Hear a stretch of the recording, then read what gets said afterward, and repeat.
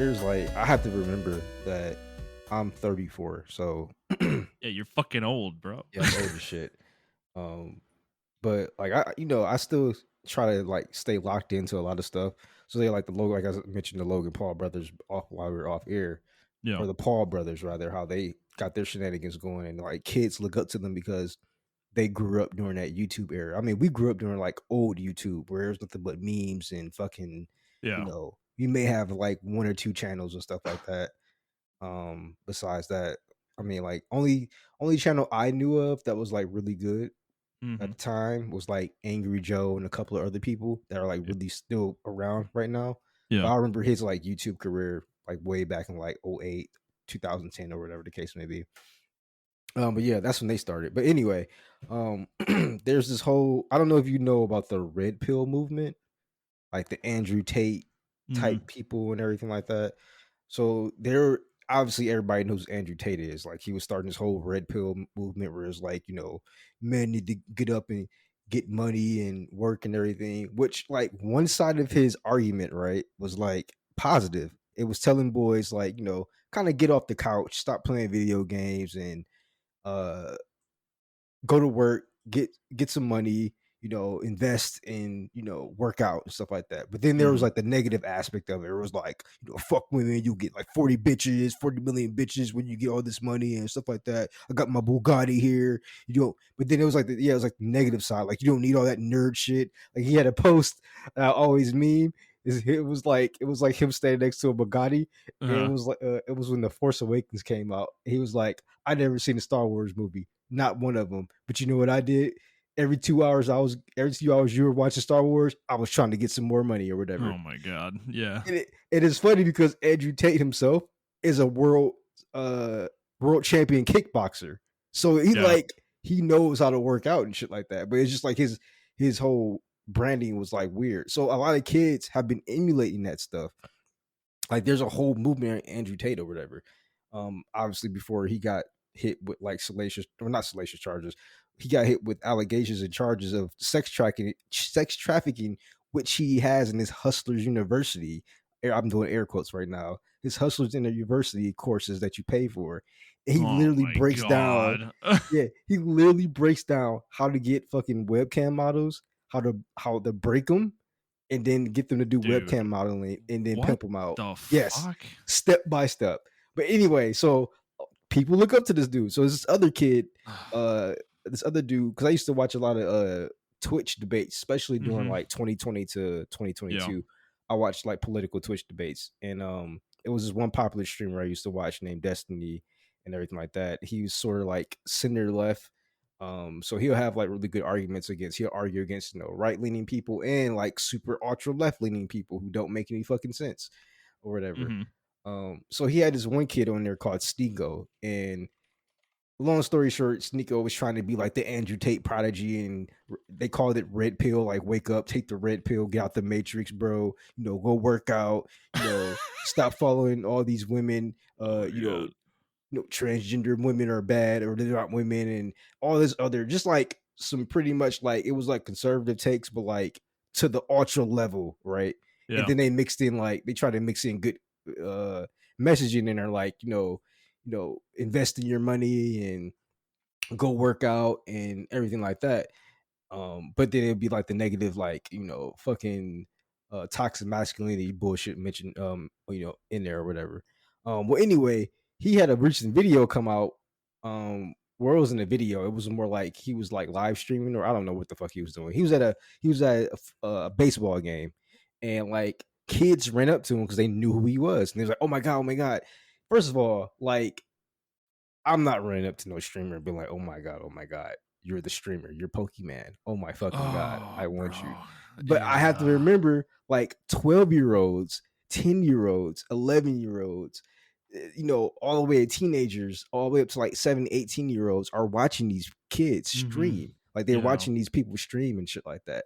And Yeah. I had to remember that. And I'm like, these are like literal kids watching these people. So they came up to him and they were start mirroring all the shit that he was saying. They're like, yeah, there's like one kid was like, yeah, kill the gays. And he's like, whoa, we don't say that. And it's like, you did say that on one of your streams. You're saying kill the gays. You're saying we hate transgender people.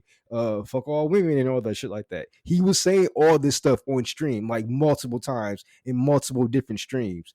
And I was like, it was like, and I was like, holy shit. Like that for me, it was like, wow, kids are watching him. Like it's not just like 18 or 19-year-olds or like college kids who are like, stuck in their dorm rooms and they're depressed.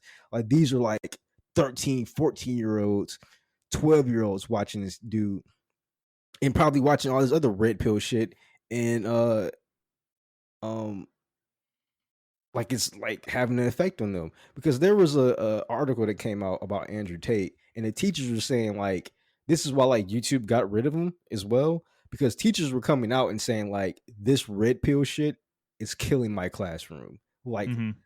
they like the 12-year-old boys in 8th grade, 7th grade boys were like just being unruly and shit. And everybody thought, even people like who were against the content were like, nah, that's not really happening. Like, come on, you're over exaggerating. But that video kind of just proved all those teachers' point.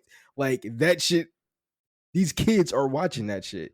And it's like, what are the parents doing now? Well, it's like I guess you wouldn't even know if you weren't locked into it. You wouldn't know about streaming No, because you've got like to this be thing, very, yeah, yeah, you've got to be very on top of it today. Like, yeah, I think I've said this before on the podcast. That's like the scariest part of having a kid to me right now is yeah. how do you decide what to block and what not to block? You know, It's so like much content out there. It's you so block much. Twitch, you just block Twitch, because there's a lot of stuff on there that's fine, perfectly fine. But like you're saying, like people like this are on that platform as well. And then I mean the same could be said for YouTube, like Yeah, there are content creators out there that are questionable, have questionable values or things you wouldn't want your kid to consume, I guess is what I should say. yeah. And yeah, like what do you do as a parent? You just block YouTube? I mean, no, not really. I don't know how deep the parental controls go on these platforms. I'm sure there's something you can do to kind of filter out specific types of content. But kids are smart nowadays. Like, Yes, right. I mean, think about us. We were smart. We knew how to get past parental controls. We knew how to make alternate accounts, alternate emails, and shit like that. I mean, that's all kids gotta do. I'm just gonna make another dummy email account on fucking Google and lie about my fucking age. There we go. And now I have a Yeah. dummy Twitch account that I can watch fucking bathtub streams of Amaranth or something like that. You know what I'm saying? Like, I don't know. I thought like all that shit was like really like I don't mean to be political, but like super conservative takes. Like, oh, people can watch it. It'd be like, what about the kids? What about the kids? Because they always some people use kids as an excuse to hate on something, right? Yeah, for sure. But looking at it from when I saw that video of him like live streaming or whatever, and he was like, just walking by and kids are running up to him saying, mirroring the shit that he was saying. I was like, oh, this is fucking real. Like Hmm. kids are watching this shit. Like kids are on Twitter. You know how many times I blocked the fucking 14-year-old on Twitter saying some crazy shit that a 14-year-old should not be saying, whether it be sexual or whatever the fuck. And it's like, bro, you're 14. Why are you? First of all, how did you even get on my timeline as a retweet? Who the fuck is Hmm. retweeting you? I'll block that person that retweeted them, and then I'll block them. So it's like, but like me and you know of the crazy shit that's on Twitter, like Yeah. OnlyFans and all that shit like that. And it's like kids can look up to these people and be like, I want to be like, and not to say there's nothing wrong with sex work, but it's just like how do you filter that stuff out? Like it's almost kind of impossible to filter that out nowadays, which is Yeah. like a main scary thing for me if me and Deanna was to have a child. Like I wouldn't know how worse it would be 12 years from now because technology advances so fast. Then we're going to have AI running the algorithms. So we already have them running it now. And they're going to be twice, 3 times, 100 times as more advanced in the future. So it's like, I don't know. Like, and then TikTok is just another bit of cesspool. Yeah. Like, that shit's bringing down government officials. Like, a doctor fucking got her fucking license revoked because she was doing operations on TikTok. So it's like, Wow. what Holy can you shit. what can you do? Like, I don't fucking know, man. It's just It's it's just crazy to out me, there, man. it's scary. I know it's a video game podcast. I feel like though that it's a part of video games. Because obviously you can mute video games, right, and everything of that nature. You can kind of watch over that. You can kind of put parental controls on what they can download from the PSN, Xbox Mm. store, and everything like that. But it's like, how do you stop streams? You can't. Like, if I don't want my kid to play Dead Space, they can just watch their favorite fucking streamer play Dead Space. You know what Yeah. I'm saying? Yeah. Like, Yeah. I don't know. It's just it's weird to me. It's not No. weird. It's scary. I don't know. Yeah, man. It's. I mean, I'll be honest. I've kind of taken. I don't know. Gotten a bit off this stuff recently. Mm-hmm.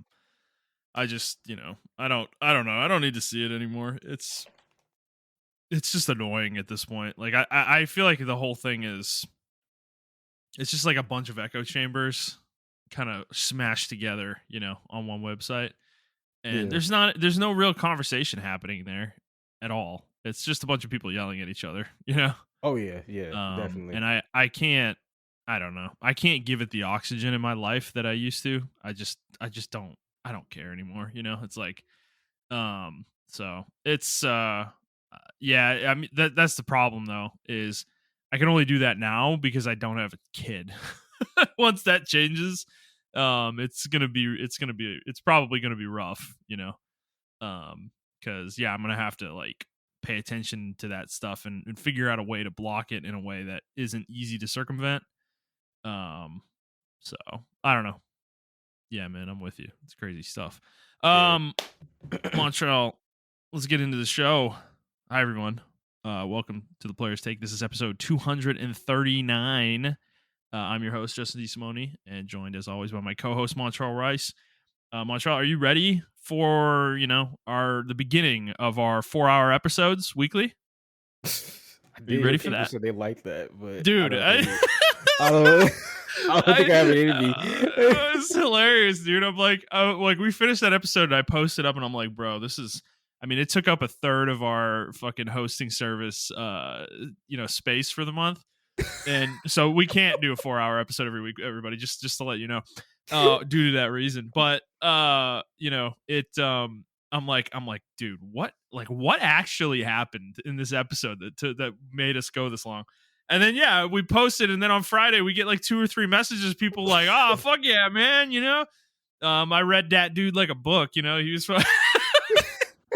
like, he sent us the tweet before he listened to the episode, like, oh, fuck yeah, 4-hour episode. And then he sends a tweet like 5 hours later when he was done, like, hey, man, you got me, bro. It's funny as hell. I mean, I love it. I'm glad people enjoy it, it's, I wish we could do it every week. I don't think Montrell and I have the stamina necessarily to do that right now, given the place in our lives we are. I don't even know how the fuck we did that because I was tired of shit that day. Dude, no. I honestly, tell you guys, go listen back to the end of the episode and you just probably listen to me, like, specifically. I was fucking done by the end.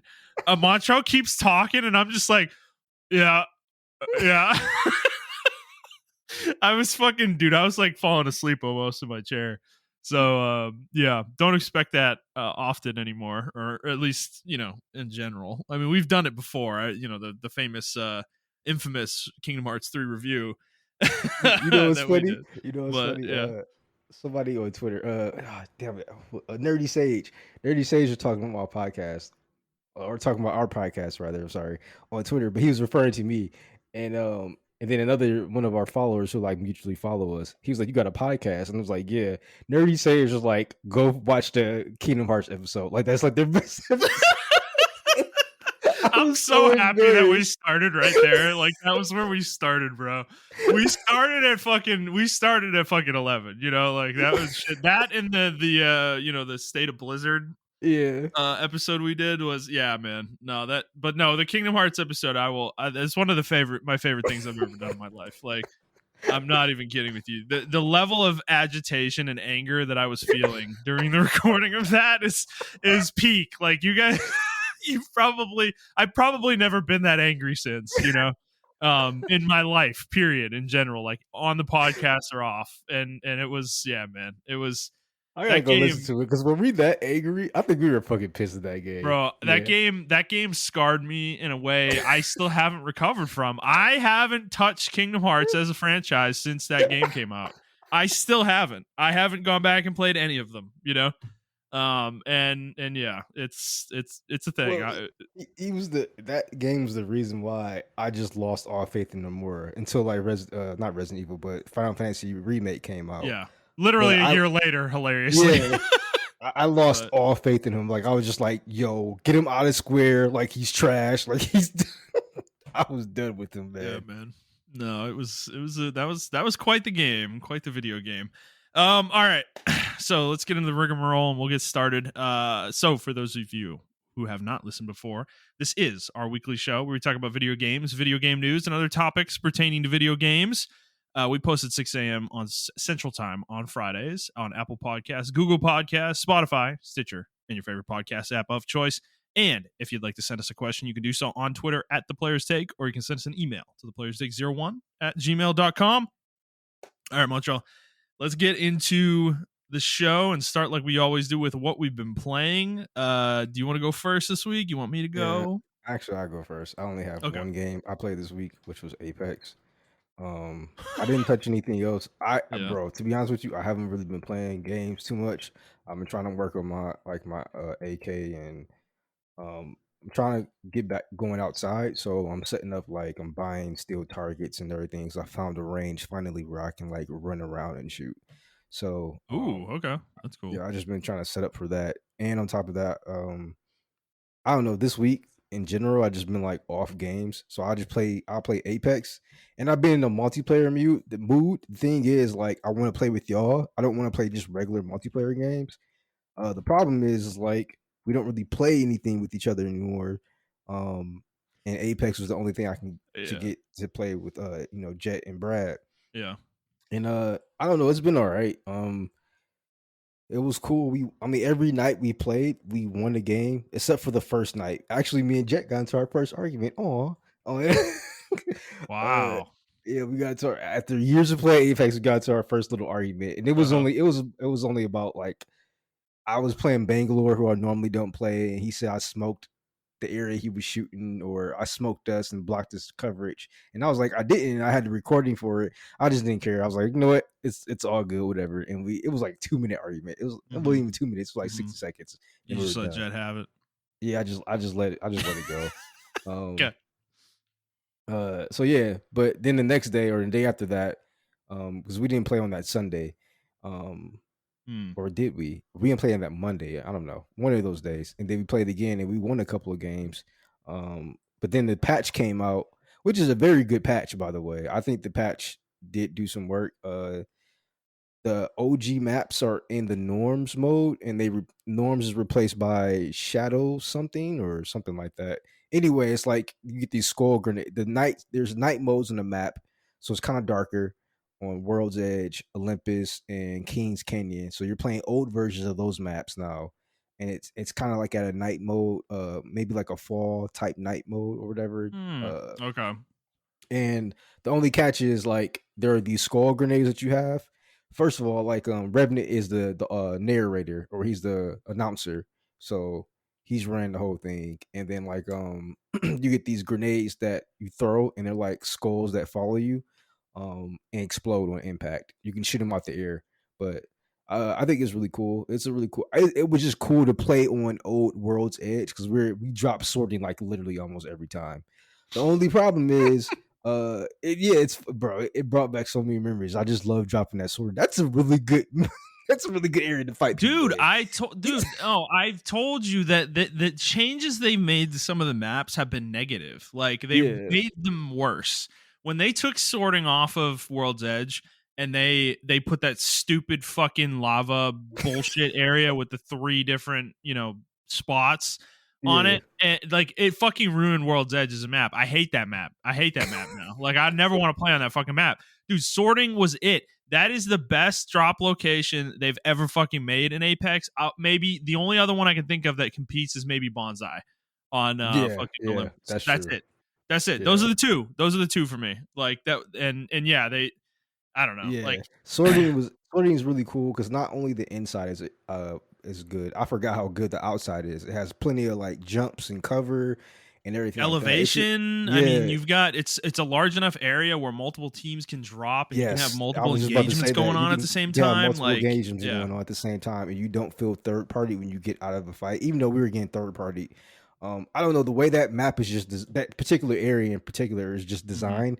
It's really cool for engagements. So we were dropping there almost every game. Excuse Yeah. me.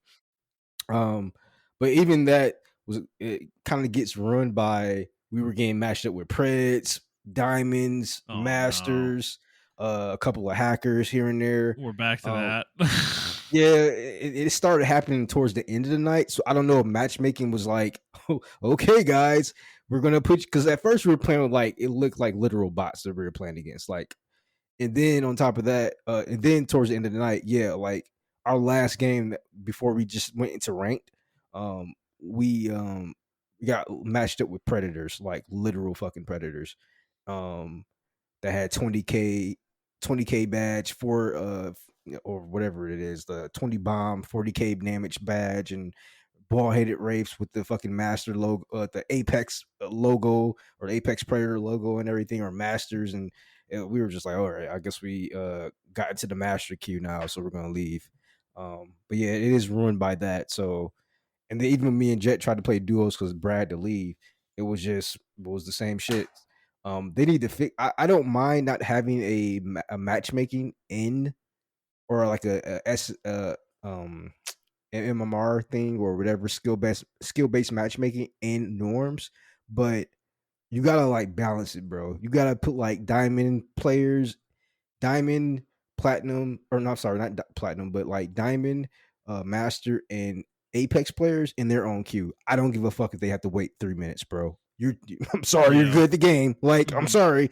Like, like just get in your own queue because you make it unfun for everybody else. And I'm pretty sure there are a lot of other people who just want to play those old maps, and they're just like us, like 30-year-olds who just want to fucking play the game. And you got all these fucking sweaties in there, like doing fucking wall bouncing, even though I know how to wall bounce too, but like, just fucking doing too much, and it was annoying as fuck. So we went to ranked, and it was a better experience. But unfortunately, ranked has the newer maps; it doesn't have the older maps, Mm-hmm. which was a bummer because I really wanted because World's Edge was on ranked that day, and I really wanted to play old World's Edge and sorting. So, but yeah, Yeah. that's pretty much all I've been playing.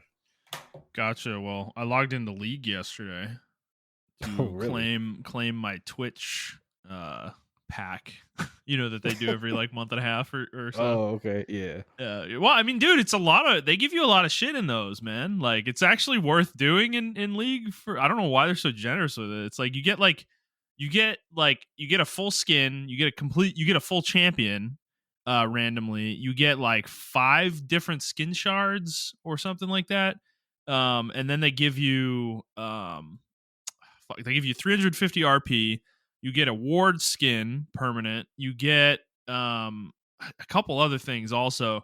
I think maybe an emote of some sort. That's all just free if you're connected to Twitch, and they do that every like month and a half or so. So I'm continuing to claim those, and like I just log into League every couple months and open them up. But I don't know. I was like looking at the game, and I was like, man, kind of miss it a little. I I don't mean, know. I miss playing with I you guys, but I do miss it too. I think I'm just gonna wait though. I mean, it's only a couple more months, or maybe like a month now, because they usually started up in October or maybe November. So I may come back in November, once they actually introduce taking out Mythics, the mythics, and I think that would be a brand new experience. Where we all kind of be starting from scratch then, because it's going back to like the old ways. As far as right? itemization goes, I still Yeah. like the changes they did because people were like, "Oh, I want the old runes back." And I'm like, I actually like the rune changes, bro. Leave that shit the way it is. Uh, but yeah, I hated the item Wait, changes. are you talking about like the trees that they used to have? They had the trees, and then they had the fucking little rune stones or medals you had to buy. You had to buy each those individually, and you had a rune page, and you had to put those on your rune pages. So if you didn't have the right Okay. stuff that you bought, um, sometimes your character build can be kind of out of whack. Gotcha. Okay. Yeah. So the trees were I like the trees actually. Those are free. But yeah, the little rune plates, I forgot what they called them, but they're runes or runes. Yeah, you had to buy runes, literal runes, for certain things like to give you like +5 HP or plus .1 attack or .5 attack or something like that.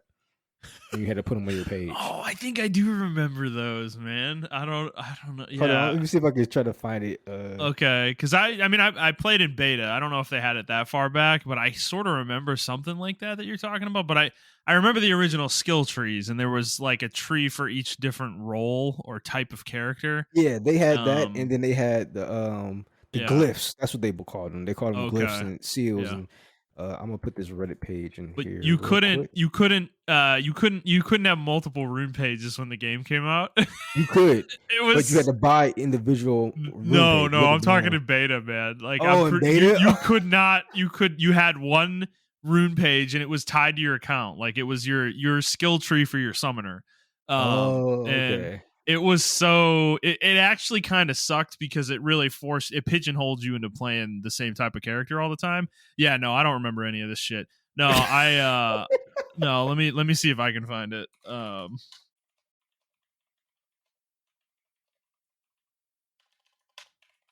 Let's see, rune tree. Images. Let's see. Yeah, here it is. I think this was it, dude. I think this was it. Hold on. Copy. Can I throw this in the? No, I can't throw an image in here. Damn. No, you gotta copy the link of the image and then throw it in there. Okay. Yeah, I got you.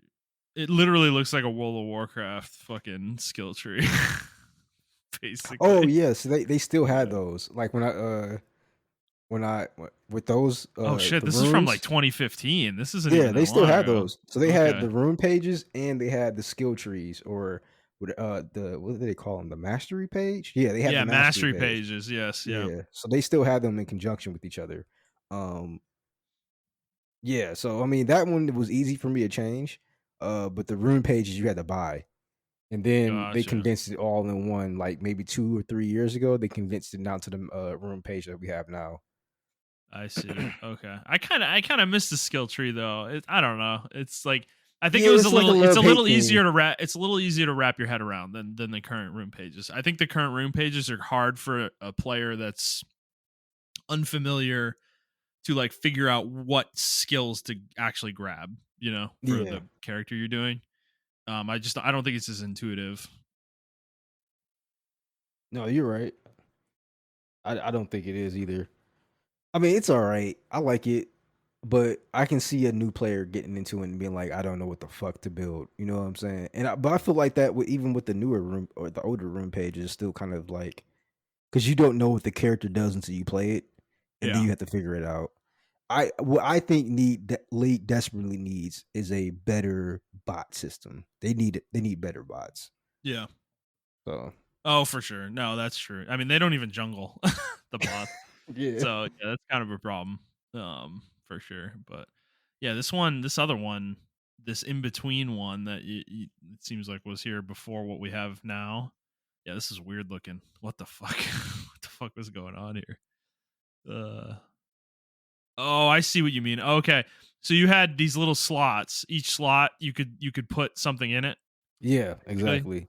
and that You was had to like buy the the 5 HP or the yep. whatever. Yeah. You had to buy Okay. the fucking you had to buy the page and then you had to buy the runes too separately. So they were making a lot of money off this. Wait, you couldn't reuse because you reuse runes between multiple pages, or Yeah, you can. Yeah, yeah. okay, gotcha. Yeah, but I don't know. I mean, I want to play some multiplayer, but it's just like nobody wants to play anything that isn't fucking Apex. Like I don't like. There's no suggestions for any other game out there, and whenever I do suggest something, everybody's like, "Oh, that'd be fun," and then we never do it. So it's kind of like I'm just like, whatever. I'll just keep playing fucking Genshin or whatever the fuck I'm doing. So yeah, I'm kind of in a similar boat to you right now. It's I'm still really busy at work right now, and Yeah. and I'm getting home and I'm just fucking like wiped out. I don't have the mental capacity to play anything super in depth. So I'm really still just playing Genshin and Honkai. There has been some not. I haven't gamed a ton this week though myself though. I've been in the same boat. I've been kind of modifying some of my magic decks, which actually takes a fucking huge amount of time. So doing that, and then football. Still got football going on as well. So Oh I've yeah, been I've been pretty missing a busy. couple. I've been missing a couple games. I gotta watch some more. Now that I I know I mean, we're can watch missing one right football. now, man. Oh man. Yeah. But yeah, so the Genshin Hawkeye, not much to say. Genshin, I do want to say a little bit more about this. Now that I'm kind of getting back into it again. Mhm. I finished the I don't remember. Did I finish Fontaine last week? I don't fucking remember what I've talked about, but I finished the Fontaine Archon quest. I've been really focused on story quests, plowing through those. And some of them are good, some of them aren't. It's like really hit and miss with these. Some of the stories are just fucking weird, and some of them are really good. It's very clear they have different teams working on these at any given time, so it's like the quality bar is kind of variable with them. I feel the same way about Honkai though. I think Honkai's got the same kind of issue, so it's not really a huge surprise. Outside of that, something I wanted to talk about. Oh yeah, Fontaine's. So Fontaine introduced underwater exploration, Ugh. which is yeah, right, which is always a questionable thing to put in a game. It's always a little rough. And I think most games don't handle it super well, but Mhm. I will say with this game, they did okay. Movement feels really good, which is usually the part that most games trip up. The thing about it is though, they didn't translate the game's combat to underwater. So they basically just made up a whole new combat system for Mhm. underwater.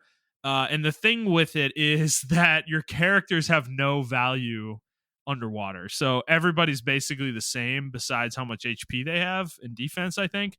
They don't really that just like your characters don't translate to underwater. So having a good 5-star that's good in the rest of the game makes no difference underwater, which Gotcha. is an interesting design choice in a gotcha game. Certainly. Um, I don't hate it. I actually kind of like it because it's just you just like go traveling like exploring out of water has been pretty chill so far. It's just kind of a relaxing experience. You're not really threatened by much of anything. Like there are enemies and they will attack you, but they're really easy to dodge and get away from. It's not anything dire for the most part. So I'm enjoying it. I think they did a pretty good job with it overall. And yeah, I mean, Fontaine's really cool. The music is great. The environments are really fucking cool. It's kind of bringing me back to the beginning of the game, actually, like Mondstadt, the first region, which is I think to this day is probably still my favorite region. As simplistic as a lot of it is, it's still like a cool. I don't know. It's a cool place. Like there's not too much in the map. The map's not like fucking overpacked with locations. Like there are gaps in it, and there's a lot of kind of nooks and crannies to find stuff. And Fontaine feels pretty similar so far. It is much more modern in terms of Genshin's area design, but I think it still has that kind of older school layout, I guess, that I like for Mondstadt as well. So yeah, I'm still working through this game. This weekend, I may try to get back into something else. Um, I'm not sure. Like again, work is my job is killing me right now. Like I'm gonna have to work Sunday night, so I'm like I don't know. I'm not even really getting like I'm not gonna even have a full weekend, so I'm not sure. I may not have time on Saturday because I do have some shit to do too. So, um, but yeah. So that's pretty much all I've been playing. I'd like to get back to more. It's just the next like month to month and a half for me, probably through October, is going to be pretty rough for me. So I don't know. This is just going to be what you get from me for a while, probably not playing a whole ton of stuff, which sucks because there's a ton of good games to play. It's just I don't really have the energy or time to like really dive into something new. So, but we'll see if I can get into something, then I'll probably be okay with it. But yeah, we'll see. All right, Montreal. Let's move on to the news, and we got a big Well, one this week. Go I ahead. did want to say one thing. Didn't Genshin just release a new character? It looked like a boxing character they just released. No, he's coming out next week. Okay, yeah, he looks Right, real cool. Oxley. Yeah. um, yeah, I mean, this is the thing. I know you don't want to really play this game like that deeply, but I know you would. I actually really think you would like it. I know you played it for a little while when it first came out, Hmm. but I will say the game is a lot different than it was back then. The problem with it now is hard for me to recommend it to you because it is a bear. Like this is like Final Fantasy 14 level content that you need to catch up on, and it's dude, it's so much. Like we're talking hundreds of hours of shit. Just with like story quests and the main Archon quests and exploring the zones. I mean, it's a fucking massive game at this point. I will say they did introduce a way for you to skip straight to the new region though. Recently with patch 4.0, which was probably a good call because being forced to get through the first 4 regions before you can get to the new shit Hmm. sucks. Like it's a bad experience for new players, especially if you pull on a banner that has a new character for the new region. You literally wouldn't have been able to, like with Sumeru last year, you literally were unable to farm their ascension materials because you hadn't gotten to that region yet in the story. The game wouldn't let you go there, which was not a great not a great experience. I don't think for newer players. So they kind of resolved that a little bit. But yeah, there's 2 characters coming out in the next patch 4.1 next week that I'm fucking like I'm kind of annoyed that I stopped playing the game for so long because I have like no primos right now, and I'm like I want both of them. Nuvalet, who is the catalyst guy who does like a fucking in the trailer he was doing like a kamehameha. He's really cool in the story, and I really like the character. And then Ryotsly is like you said, he's like a kind of a boxer type, and that's they made one other character that's like that, and it was a 4-star. So this guy actually could be really fucking cool. And I'm like, fuck, man. So now I kind of need to pick one of them that I want to try to pull for. But yeah, I think I'm gonna go for the second one, Ryotsly. But we'll see. I don't know. Okay. Game's fun. It's a good game. It's a lot of content. It's very overwhelming, I think, for new players at this point. I don't know how the game deals with that necessarily. I don't really think there's a way to deal with it unless they specifically kind of cater a new player experience in some way, which I don't really think they're going to do that. So it just is what it is. And I mean, we still got 2 more regions to go in the next couple of years before they finish the map as we're gonna know it, or at least as they've laid it out so far. There's 2 more nations we have to go to, and I'm actually kind of excited for what the game is gonna look like after that because they're not gonna end the game. They will keep going. I just don't know what that will be at the end of the day. So, all right, let's move on to the news. Like I said, we have a big story this week from the FTC versus Microsoft case, and there was another document leak that came, and it's really unclear how this documentation was leaked. Whether it sounds like Microsoft uploaded it like this, but they didn't leak it themselves, so it leaked somehow, but we don't really know how. Yeah, I think it was However, like a unsecured upload, or somebody got a hold of it during the upload process, rather. yeah, yeah, and yeah, but so this is all legit though. um, the thing with it is that we're gonna go through a lot of this. Most of this stuff is from last year or before, so it's not necessarily like super recent stuff. But we'll go through it piece by piece here. So, um, let's start with what do you want to start with, Montreal? There's a lot to talk about here. um, So I don't actually know. It was so much information. I actually stopped reading on it because it was just so much shit that kept coming Yes. out. Oh no, it's a lot. Um, Let's start with the console revisions, the planned console revisions. So yeah. there Okay. was some documentation. This was kind of like a slideshow that was leaked, and that's where all most of the information is coming from. And there are plans for a mid-cycle console refresh, and then um a date of 2028 for the potential next generation console. But this refresh was something that we didn't think we were going to get necessarily from Xbox, and it it looks like it's going to be similar to the reported PlayStation Pro in terms of potential power. There are some people out there saying that the PlayStation 1 is going to be better, but like we don't have any information about either one really concretely. So I Yeah. don't there's no reason to speculate on that. But there was also a picture of a new controller as well called Sibyl or codename Sibyl.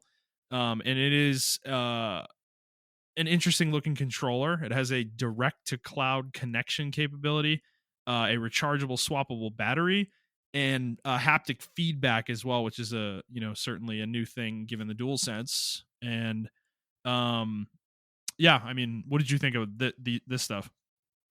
Um. So, man, because there's this argument I saw. I don't know if you watch this guy named Some Ordinary Gamers. I saw him Hmm. complaining about this, and it had all encompassing stuff with it. But I guess I'll just talk about this aspect of it, and then I'll talk about more aspects of it. Yep. But the whole overarching narrative from this whole leak thing situation uh is I don't think it's good for gaming in general, Yeah. but at the same time I have to be realistic. Um when's the last time I bought a physical game? I haven't really bought the last physical game I bought maybe Resident Evil 4 Man, remake. Montrell silently left us, guys. He just left Yeah. us behind. He Um joined the dark side. just because it's so hard right now for me to buy games. Like if I want to Yeah. go to a Target, like I have to go like 20 minutes up the road to get to Target. Well, And also, then once it's when I get become to that, common that they're sold out of games, like physical yes. games. Yeah. And if I want like a really niche game that's physical, I have to just get it off of Amazon. Like there's no GameStop anymore. You know, like near me, the GameStop I used to go to, like literally a year ago when I bought Mm. Valkyrie Elysium, Mhm. that GameStop's closed now. Like I can't find it. I can't go back to that GameStop. Yeah. Yep. So um them making a cloud slash digital only console is kind of expected, but for it to be a next gen console or a mid gen console, it's kind of weird because I don't know if they're going to make games. Of course, all the games now are going to have like a slider or for different versions of the game. I mean, they do that now, so I'm not really worried about my Xbox Series X being out of compatibility. Whereas now I have my PC upgrade to where I can play games at 4K 60 frames now. So like that's not a problem for me because most of Xbox games are on PC. But for people who don't have that luxury, if they're playing only on Xbox, like it kind of makes your Xbox Series X feel like it's obsolete now when it's supposed Mhm. to be the most powerful console. So I don't know how about I feel about this. I don't know how about I feel about that. The next controller, the Siebel, it looks okay. It looks like one of the old Xbox controllers, the Japanese version of the OG Mm. Xbox controller. That's what it reminds me of. Yeah. A lot of people don't remember that controller, but uh, that controller was like designed really well in my opinion. And I liked it. So I don't really mind it at all, to be honest with you. Um, but yeah, I know a lot of people who didn't like it, and or a lot of people who don't understand it. Um, but yeah, I don't know how I feel about the whole. I mean, we already do it now with the discless version, the Xbox Series S, I and the expect this. PlayStation. I expected that. I mean, I've been calling this forever, man. I've been Yeah, saying and that I think this is the people are last freaking generation out. we're getting discs. Like, Yeah, people are freaking out like, oh, you like he had a whole thing where it's like, oh, you will buy everything and own nothing, and it's like, bro, we already been doing that for the last we've been since the talking about that, 360 out. dude, Yeah, forever. Yeah, since digital since games have existed, that's been true. exactly, yeah. Yeah. So it's like that's already been a thing. How many games are lost on the PS3? No, and yeah, yeah, that's true. And then with the 3DS store shutting down and the Yeah, fucking Wii back in the, how many games were lost to that, right? We've already been contending with this shit. The thing is, for Xbox, this makes complete sense. We've been talking about this forever. Their focus is on Game Pass. They are a platform that like if people don't understand this about Xbox right now, like in the current moment, and this has been true this whole generation so far, like if you guys don't understand this, then I don't know, I don't know, you're not paying attention. Like their platform does not sell games, like even digital games. They don't sell games. Like they sell Game Pass. Like their sales. When was the last Montreal? Think about this. When was the last Xbox exclusive game that we named on the top 20 MPD chart? Can you remember? Because I don't. I don't I remember. don't. Yeah, I don't think in the history of this podcast we've ever said a single game that's an Xbox exclusive on yeah, that and that's chart. why I didn't want to go further because like that's another part of my argument that I have beef with Xbox. Yeah. But sticking to this part, yes, you are 100% correct. Xbox has steadily been moving in this direction, and it shouldn't be a surprise to anybody.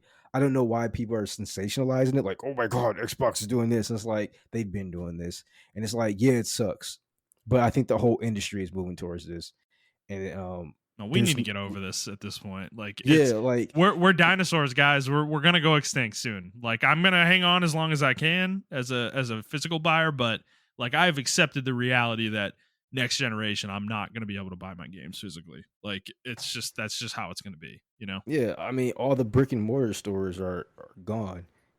Like y'all can thank Amazon and other stuff for that.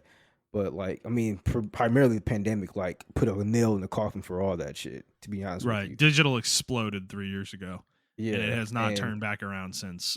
exactly. I mean, it's not just video games, y'all. It's like movie theaters. I mean, they're trying to stay in the mix.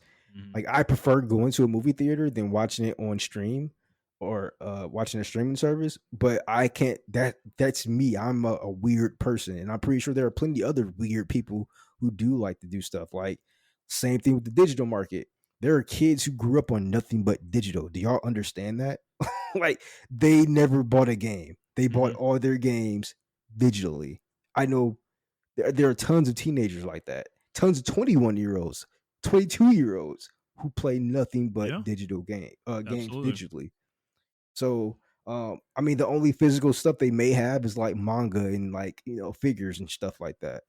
But like when that stuff goes digital, they're probably gonna the next generation of like manga readers are probably just gonna read it digitally. I mean, we already see some Mhm. Shonen Jump has a digital service, a streaming service or Yeah. whatever. So I mean, it's just inevitable at this point. Now argument can be made, but is it better for the environment? Probably, most likely, yeah. I mean, you're using less materials and stuff like that. But um the Xbox in general, though, like you said, we haven't seen a top 10 Xbox game. You haven't seen a top Xbox exclusive on the NPD. I don't even think Forza made it, and that's usually No. on the chart. Sometime I Yeah. think it did hit one time, but Halo didn't get up there. That might be it. Yeah, Forza might be the one. Yeah, I think Like Forza. I now that think you're Forza saying was that. up there. Yeah, But that's it. That's uh, the exception though. There's I yeah, mean it's totally different ecosystem from Sony, right? How like countless Sony games have been on the top 20 list for a sales. lot. And So, there's this Spider-Man Miles Morales is still up there yeah, every man, week. every month. Every fucking month, it's like that and then obviously we know Nintendo's, thrives on Yeah, this shit. So it's I mean it's pretty clear and I mean I think it gets more clear the more you look into this. If you go look at their chart for subscription numbers to Game Pass and what they want by 2030, they want to have over 100 million subscribers to Game Pass and that is an ambitious goal to me. Obviously that's got to be what they try to go for, but to that point, like they want to drive people to Game Pass. So it honestly is in their best interest to get rid of the disk drive, because if you have it there, that distracts people from Game Pass. Like that takes people away from that because they're like, oh, I want to go buy this game, and put it in my console, rather than you don't have the option. Like you have to go to the store, you have to buy your games digitally, and if you're going to do that, that means you are going to see the Game Pass banner at the top of the fucking store every time you go in there. It's like that's their goal. That's what they're trying to do, and I think that's clear. Like getting mad at Xbox for this makes no sense. I can understand Sony a little bit, but even Sony guys, like you get used to this. Like Nintendo's the only one that's going to hold on to physical media, I think. And like Sony is going to get rid of it as well at some point, because they also, while they're on a different trajectory, they're not really looking to push the subscription service as much. They want to sell their games digitally, though. They don't want to sell physical games because they lose a huge cut of money selling physical games, and that's always been true. And they've been trying to push people to digital also. So it's like this isn't a new thing. We've been talking about it on the show for a while, and other shows have also been talking about this. This isn't like a new conversation. There's this like contingent of people in gaming that are stuck in this like physical ecosystem, and they think that the gaming industry has to cater to them, and it's not. They don't give a shit about you anymore, guys. Like you are becoming a smaller and smaller percentage of the pie every year, and eventually the number is going to be so small that Sony and Microsoft, and Microsoft's going to do it first, but they're going to just take their shit out of stores, period. Because I think we talked about this recently. Like both of these companies are building up their own infrastructure to sell their consoles direct to consumers. That became a big part of buying these consoles this generation, was buying them direct from Microsoft and Sony. They have their own fulfillment platforms now for their hardware. So they don't even necessarily need brick and mortar for that, you know? So Yeah. it's, I mean, like this is where we're going. Get used to it.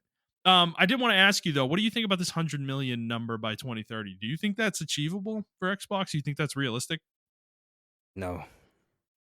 By 2030, actually, I'm sorry. Yes, 2030. I thought it said 2026 for some reason.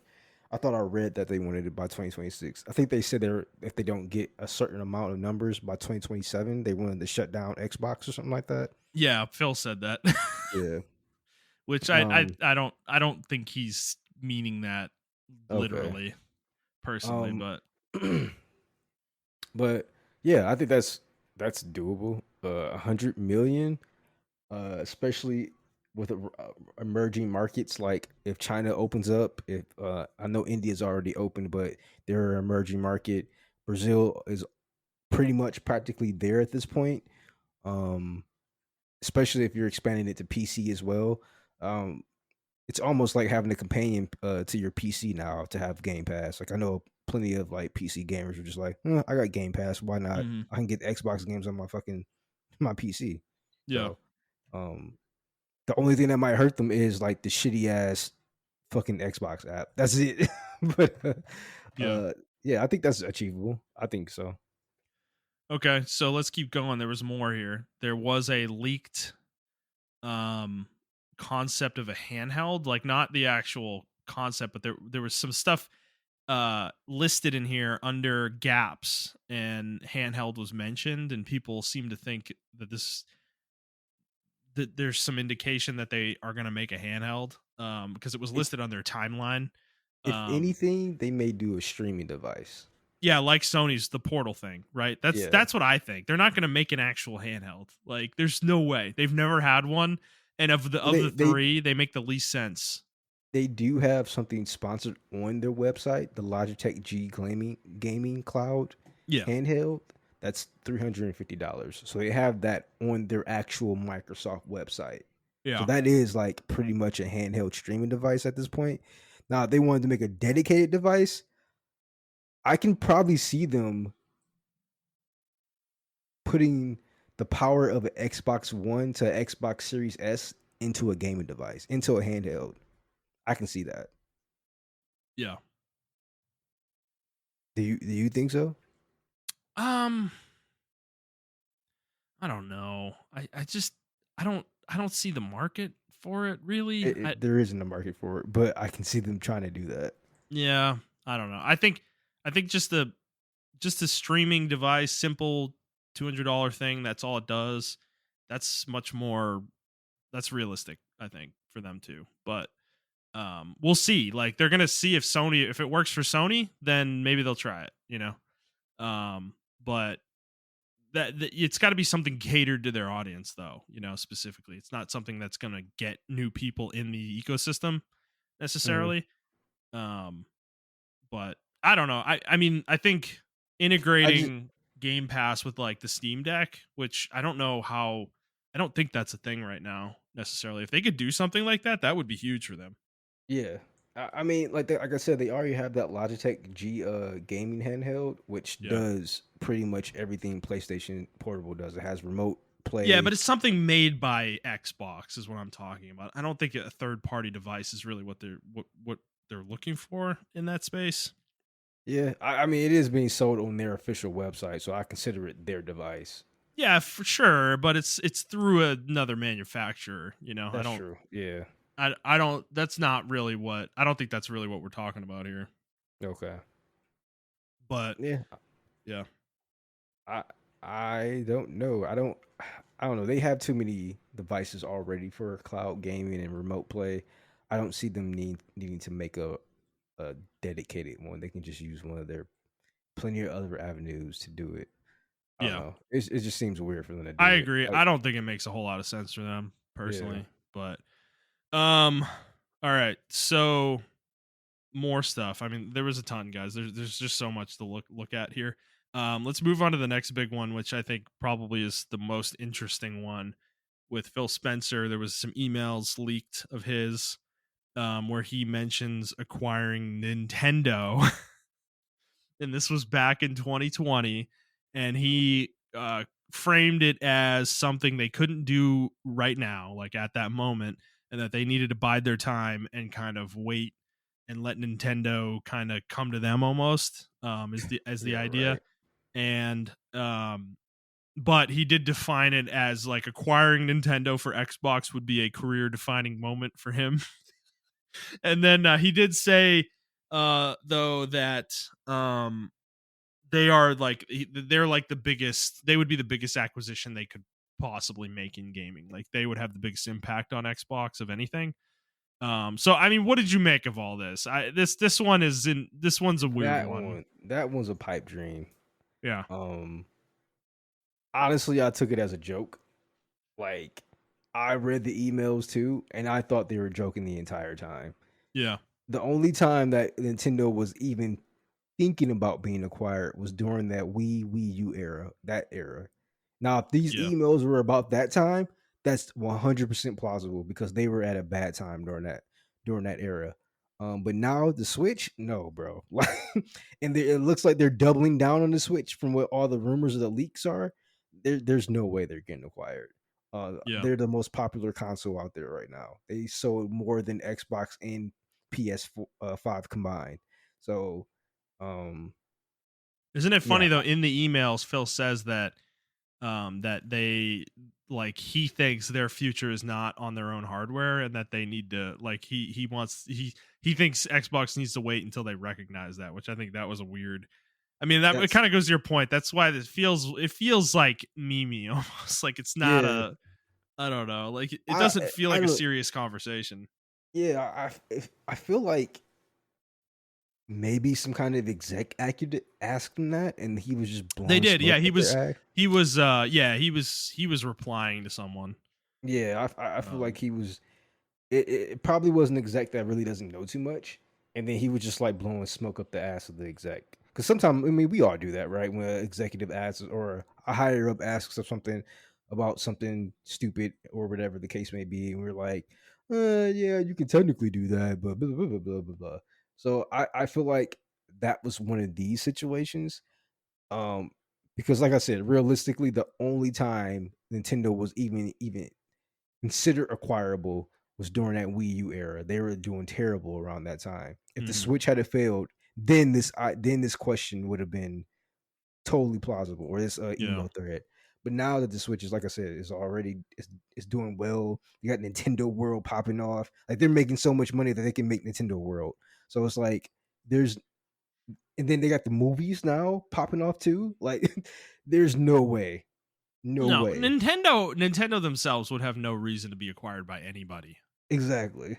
Like they literally have no reason. They're sitting on a giant mountain of fucking cash right now. Like they are super liquid. They have no fucking reason to even want to talk about being acquired. So from their perspective, it makes no sense. From Xbox's perspective, I mean, like remember that leak 3 months ago where they had that list of studios and they had like kind of a dossier basically on all of them and like Mhm. whether they were a good acquisition target or not. And I just think this is like they've been investigating everybody that's independent basically, and there doesn't I feel like there really isn't a strategy going on with the acquisitions. I think they're just throwing feelers out there and seeing who bites. And Activision bit, Bethesda bit, and then a bunch of smaller studios all bit because it's Microsoft. They have a fuck ton of money, dude. They're like 10 cent, in the US, right? They have a fuck ton of money to throw around and they're just throwing it around, man. And people are like, "Sure, we'll fucking let you acquire us." But Nintendo would be a terrible acquisition, I think, for them, especially on Nintendo's side. Like, what would Nintendo gain from becoming an Xbox brand? Like it would makes no sense. It's just like it's a It's Japanese yeah, you company and you're gonna lose that Japanese thing. market, right? Yeah, Absolutely, right. Yeah, if you made all their games exclusive to Xbox and PC, suddenly it's like you lose that Japanese market. I feel like I don't think there's much of an appetite for that in that country, and that's their home country. yeah. Um, and it's a market that they specifically dominate right now. So yeah, I don't think it makes a whole lot of sense. And I just think Xbox's whole approach to these acquisitions is starting to get a little obnoxious. Like I know that like this email, forget that all that, right? But just in Mhm. general, like I am like I haven't wanted the Activision deal to go through with them for a while, and it feels like it's gonna happen at this point.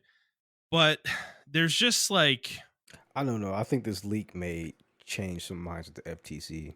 To yeah. be honest with you, if they're keeping up with this type of shit, like Well, I this would. was submitted to them, I think. Oh, So okay, okay. specifically. So yeah, I mean they're aware of all this stuff, but it's just they're like let's take I just want to kind of go on a like a little let's all go on a journey real quick and like take Game Pass to its conclusion, right? Because let's just like fast forward 10 years from now. Let's say Game Pass fails, right? It doesn't meet Microsoft's expectations, and then they shut it down. They get rid of it. It's hemorrhaging too much money. It's been hemorrhaging money for 15 years, and they just said, fuck it, we're done. Where does that leave the studios that Xbox acquires suddenly? You're in an ecosystem where you don't sell games a la carte, and you are making games exclusively for said platform that doesn't sell games a la carte. And like what happens at that point? Either Well, Microsoft Xbox gets divests shut. or They they get shut close you down. down. Yeah. Like that's the ultimate road if Game Pass fails. So which is a big reason why I don't want them to acquire studios, because it pigeonholes those studios. If you're not valuable enough, like sure, Activision Blizzard's going to be fucking fine, right? No matter what happens. They'll get divested and they'll sell to somebody else, or they'll let them go independent again, whatever.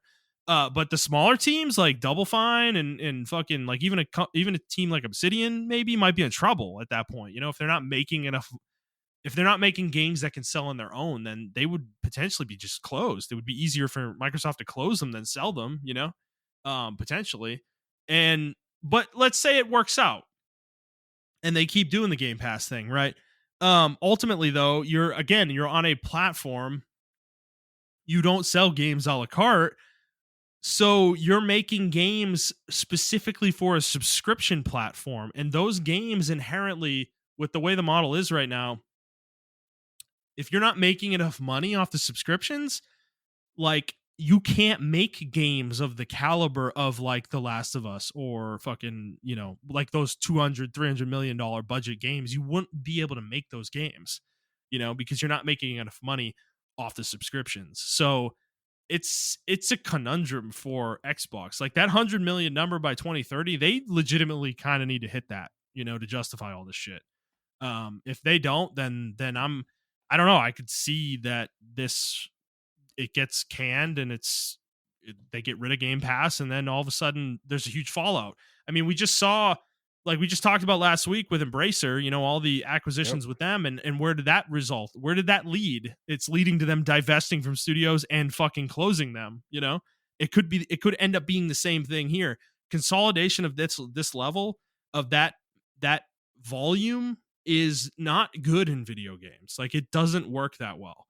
Which is it's a reason why you don't see Sony and Nintendo, and you never have seen Sony and Nintendo acquire tons of studios. Like, they don't. It doesn't really work that well. It's hard to manage. You're not going to get. It's hard to maintain a consistent quality against that large of a studio set, and we're seeing this with Xbox all the time. They have a really inconsistent first party quality, of their games, and it's like they can't manage it all. They've clearly displayed that. So the more they acquire, the worse this problem is going to get for them. So I don't know. I'm not really a big fan of their strategy right now. Personally, I appreciated what they were trying to do with Game Pass, and I still do to a degree, but the way they're going about it is starting to worry me in that it's going to damage the industry long term. Yeah, to be honest with you, I've always been kind of worried about it. Um, I just don't know how I feel about the Netflix model to gaming. I Yeah. mean, because it's not sustainable. I mean, we're Yeah. obviously seeing Netflix fall right now, and all these other streaming services fall because it's just not sustainable. Yeah. Um, Well, you get the Netflix is a great example, right? Like, if Microsoft goes in that direction, I mean, look at Netflix. They cancel shows all the time, even ones that are really good, for no fucking apparent reason. We could be in the same situation eventually with this. yeah, exactly, and that's kind of what I don't want. Um, I don't know. I feel like people would justify it. I don't know. I just don't like the way the industry is moving in general. I mean, the microtransactions, the streaming and everything like that. The streaming services for playing, different levels of games. If you have this level of our service, you can play these games and all this other stuff like that. I just don't like the locking of behind, like, and I mean, sure, you can point to like Amazon's like Prime service where you can actually buy the movies and they are your movies. Once you buy them, you can watch them Mm-hmm. anytime you want to and everything like Yep. that. And I'm pretty sure it'll be the same thing for gaming, like whether it be like, a PlayStation version of Game Pass and, the Xbox version of Game Pass and then like Nintendo Switch Online and all that stuff like that. I still think it's just very unsustainable. I don't think it will Mhm. give developers in general. It's very good for us, the consumer. I just don't think the developers will give a fuck. Like the games they're going to start churning out are going to be trash because they're not making the money they used to make. Like, it's Mhm. just not a sustainable thing to me, in my opinion. It's very bad for a developer. Good for the consumer, very bad for the developer, in my opinion. Yeah. Yeah. Yeah, and I think a lot of the industry feels that way. But Microsoft has the money to brute force this, and that's what they're going to do. Until until they make a decision to cut it off, they're going to keep trying until it works. Um, and I don't know. It's something. It's something to continue monitoring. So, any Yeah. more you want to say about that specific piece? Nope, that's it. Okay. All right, let's move on. There were more leaks of games potentially coming. And these included a Elder Scrolls Oblivion remaster, which was originally set for fiscal 2022. So that would have been 2 years ago, potentially. So this hasn't happened yet, but probably still will at some point. A Doom game called Year Zero with DLC. Um, Specifically set for fiscal 2023.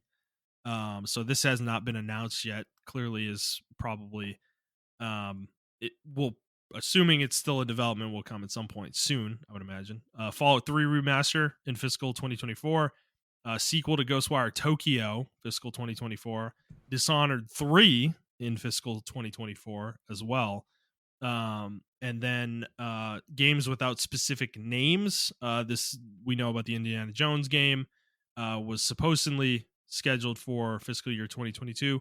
Project Kestrel for fiscal 2023.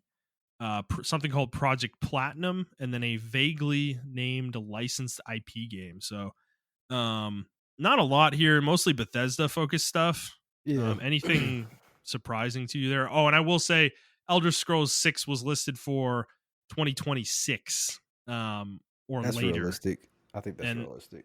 I don't even think 2026 is realistic. Like, Really? I You don't don't think think they've been working on it? I think they've been in like pre-production no, for it. I think they just started pre-production within the last year, like realistically Really? for it. Okay. Yeah, I could definitely understand that and see that. Um, Fallout and Oblivion remasters, or they said remakes, remasters, remakes. I'm hoping they're remakes. I don't want everything remade, but I do Mhm. want the systems updated, combat updated, Fallout 4 slash Starfield kind of combat. But just keep everything else in place for Fallout 3. I wouldn't mind that, but I know a lot of people are getting tired of remakes. I am one of those people. Um, and remasters. I would like to play Oblivion Mhm. remastered though. Mhm. And Fallout 3. It's very weird though that they're not doing New Vegas. I think they should do New Vegas. You have Obsidian, just make them fucking do it. Like Yeah, yeah. just make them fucking do it. Mhm. I think that's the one everybody else wants. Uh, Doom. I'm not surprised that you're getting another Doom, or they're planning on making another Doom, or it was in the works or in their radar. Dishonored 3, Arcane Studios has to do something. They have to, and Dishonored 3 definitely needs to be on their radar. After Yeah. Redfall, they can't do anything else. After Redfall and Deadloop, they can't do anything else. They have to make a Dishonored 3. They have to get their reputation back up.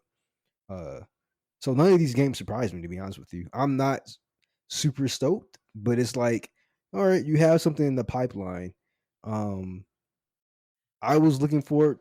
I mean, they did say some kind of platinum IP, which I'm assuming with Platinum Games. They're Um, trying it again. man, Uh, that fucking company, man, don't get me started on Platinum. yeah. Um, but yeah, I don't know. Like I said, that none of these surprise me, to be honest with you. Yeah, 2026 for Skyrim 6. They're probably just gonna wait till next gen. Yeah, like dude, yeah, that feels like 2028 maybe. Yeah, Which would be next gen launch in because theory. Oblivion came out. What was the timeline from Oblivion to Skyrim? Let me It see. was 5 years. 5 years. Hold on.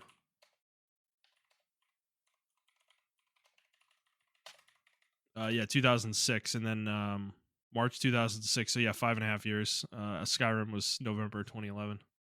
Okay. 11, 11, 11. Their fucking dates. Uh, 10 out of 10 on Steam, by the way, for Oblivion Elder Scrolls. I mean, it's a good game, guys. But Jesus Christ. That's revisionist history. Yeah. Fuck y'all, dude. Like this, dude. It's just such bullshit. I remember when this fucking game came out, everybody was screaming about, oh, the scaling. Oh, fucking fuck me. I fucking hate scaling. You know, because everything in that game scaled. Yeah, Yeah, I distinctly remember people comparing it to Daggerfall. yeah. Daggerfall was better. Daggerfall was always better. What happened to my fucking procedurally generated dungeons, bro? Yeah. So I do remember that. Um, or I'm sorry, not Daggerfall, but Morrowind. That's the one I'm thinking about. Yeah. Oh yeah. Morrowind. It's my procedurally generated dungeons, bro. Oh my god. But anyway, um, yeah, I actually have no complaints about this. People were bitching about it, but I'm just like, it is what it is. People bitch about everything, man. I wanted Fucking some brand new IPs from Xbox, but I'm like, at this point, they're so behind. They have to take what they can get.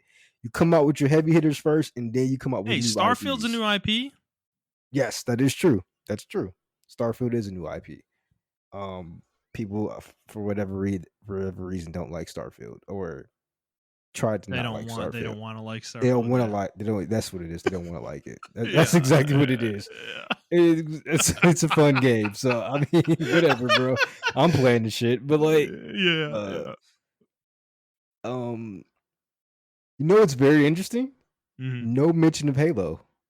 anywhere. Yeah, Halo. I mean, that makes sense. This Yeah, was some of these leaks were before Halo Infinite came out, and some of them were probably after. And I think Halo's, which is funny because the front page of the like one of the first pages has Master Chief on it of the slideshow. yeah, But yeah, I mean, they gotta put that on ice for a while and figure something legitimate out with that franchise. yeah. Infinite was rock bottom, man. Like it really was. As much as oh God, it's unbelievable. Like because it played pretty well, you know. Yeah, it did. But And they fuck, actually man. updated it. It plays a lot better now. Yeah. It plays Well, no, almost and we like eight. liked it on launch. Right? I remember Yeah. we played it for like 2 or 3 weeks, you know. But Well, the movement now is almost akin to Apex. Like that's how good oh, the movement is now. really So yeah, interesting. Yeah, but is that what Halo should really be? I mean, I wouldn't mind it. I mean, it I needs to mean, be more. I think they're trying to update it to make it more fast paced, and that's probably the update they can without damaging the core of what Halo is. You know what I'm saying? So yeah. yeah. So yeah, I'm not surprised to not see Halo, to be honest. Um, all right, well that pretty much all of it. Is there anything else that jumped out to you? Yeah. I mean, not jumped out, but people were just upset about. I am upset too. I think Xbox is crossing a very dangerous game here. Phil Spencer has to slow down. Uh, as much as he likes gaming, I understand like he has to make a profit for his company. I think the better thing for them to do is to not acquire more studios. I think acquisition is like super risky at this point, Yeah, especially since the Feds raised the fucking credit rate. I think that shit's super risky now. Um, and I yeah, but don't want them Microsoft to. has the cash, dude. I mean, they're They, they're gonna pay the 67 billion in cash, so they don't care about that shit. They're not yeah, worried about I that. mean you're right. Because there's no fucking OS competing with Windows unless, excuse me, unless fucking Mac or Apple decides to try to get No, into the enterprise business, which no, fuck us all if they do. Uh, no, they have I no mean, us interest. IT They people, have no interest, dude. They yeah, almost like look at it. I feel like they look at enterprise with contempt. they do, bro. The Yeah, way they make their enterprise stuff, we're not even yeah, against that, but the way they make the enterprise shit yeah. is just like a big fuck you to every IT person in the world. Basically, Um, but yeah, I don't know. I just don't want them to acquire more studios. I am with other people. I think they need to just start making fucking games. Like we get the business moves. Now it's almost like a kid at like a kid who's losing or whatever, and now he's just like whining in the store or whatever. And he's like, I'm just gonna buy everything. Wham, wham, wham. I can't win, so I'm gonna buy. I'm gonna buy everything, and therefore nobody can win or hmm whatever. Like a villain, like an evil villain or something like that. And yeah. like, I feel like as much as I don't like to talk about Microsoft like that because or Xbox division like that because they've always been that boogeyman villain type people to gaming, they're actually becoming that right now. And I think people's worries are being warranted because yeah, you're just buying shit up instead of making games. You have some of the best WRPG people, Western RPG people in the world at your fingertips now. Force these people to make something. I mean, that's really bad to say, but you got to play this villain role. You got to make me something, bro. Make me hmm avowed. I Yeah. mean, they are making about, but like, make me something to where I can be like, hey guys, look at this. Don't you want to come back to Xbox? Like, you have Ninja Theory, who's like one of the best fucking Western action developers next to, Insomniac.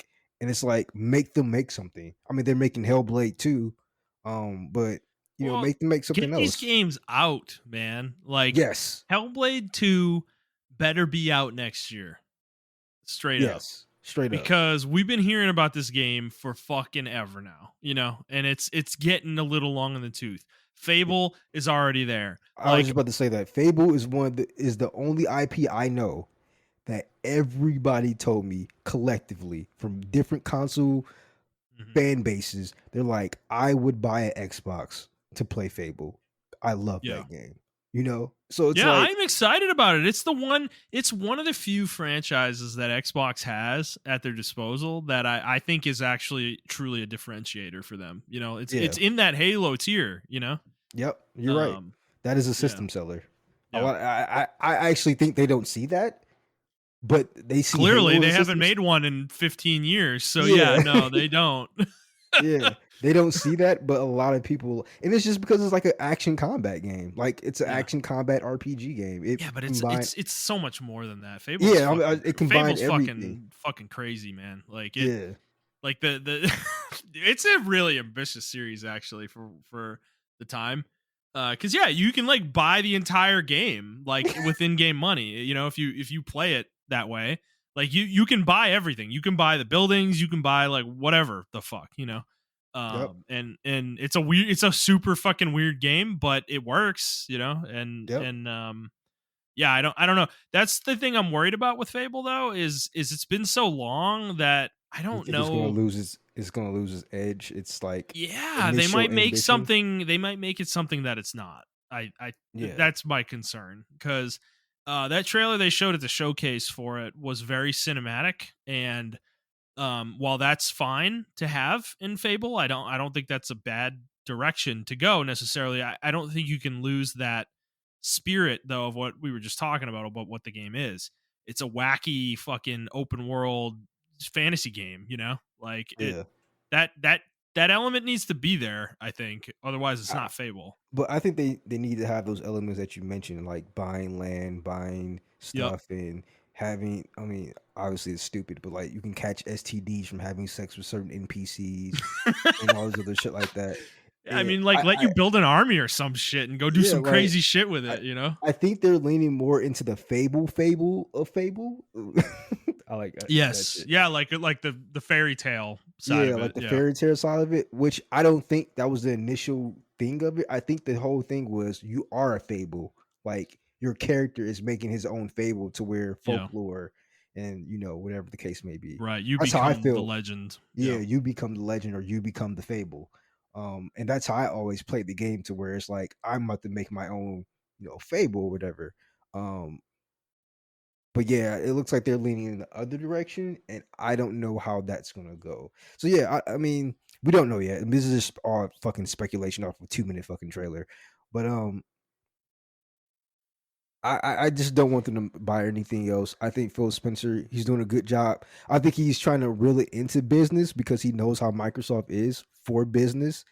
But I think he needs to tap into his gamer side now again and make these not make them, but like make some games, man. Like Yeah, get but these studios we've ramped talked up. about this. This is his weakness, man. Like I think he's been good for Xbox since he came on, but I don't think he's the leader they need now necessarily. Yeah, I don't think he's capable of managing all these studios. I think he's proven that over the last few years. And I mean, we'll see with their output in the next couple of years, but I just like the way he talked. Remember that interview he did with Kind of Funny like a couple months ago, yeah, and he was talking about like our like we're not gonna win if we just make great games, and like I understand what he was going for there, but it's also weird for you to say that publicly though. Like, yeah, you still want to make great games, dude. Like, why are you buying all these studios then if that's how you feel? It's like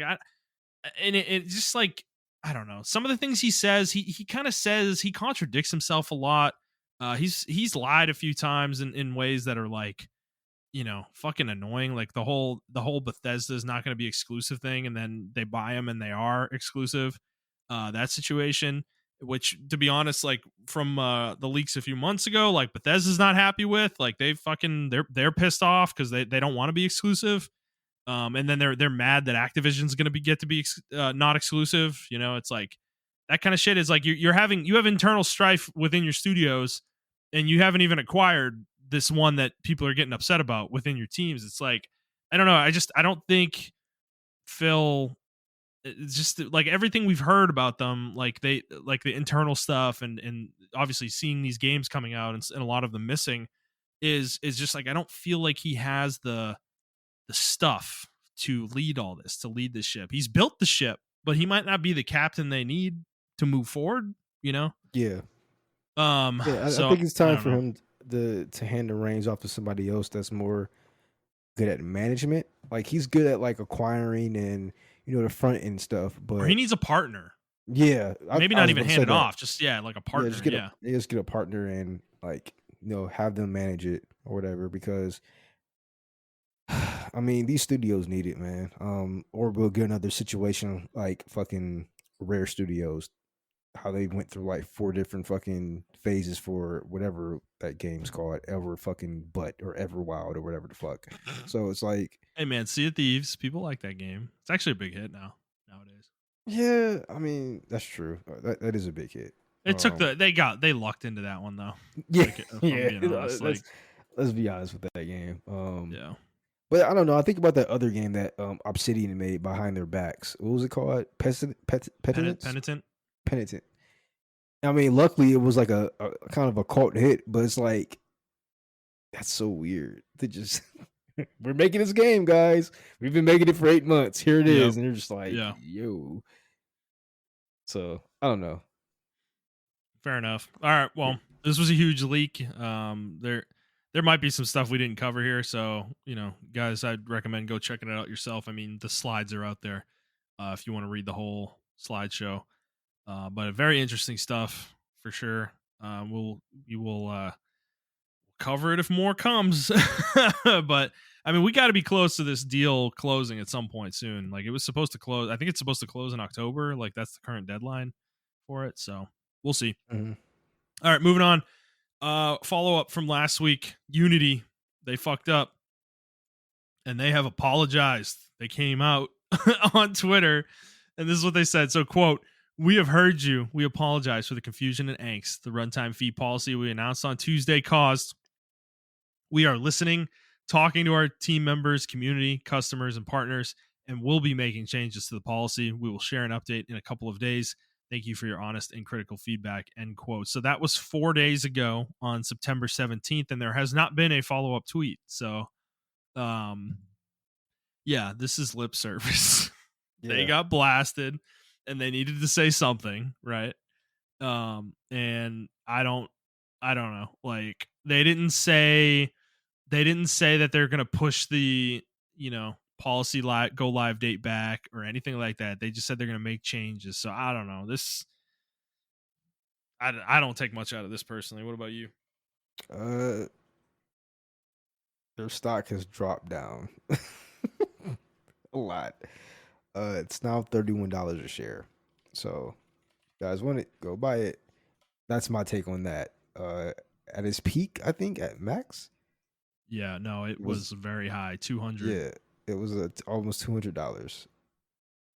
Yeah. And ever since I don't know when that, I know Riccatelli came on there like a long time ago, No, he's been there since 2014. 2014. So I don't know what happened during this time. Um, but yeah, ever since then it's been fucking ass. Um, so if you were an investor, yeah, maybe not invest in them.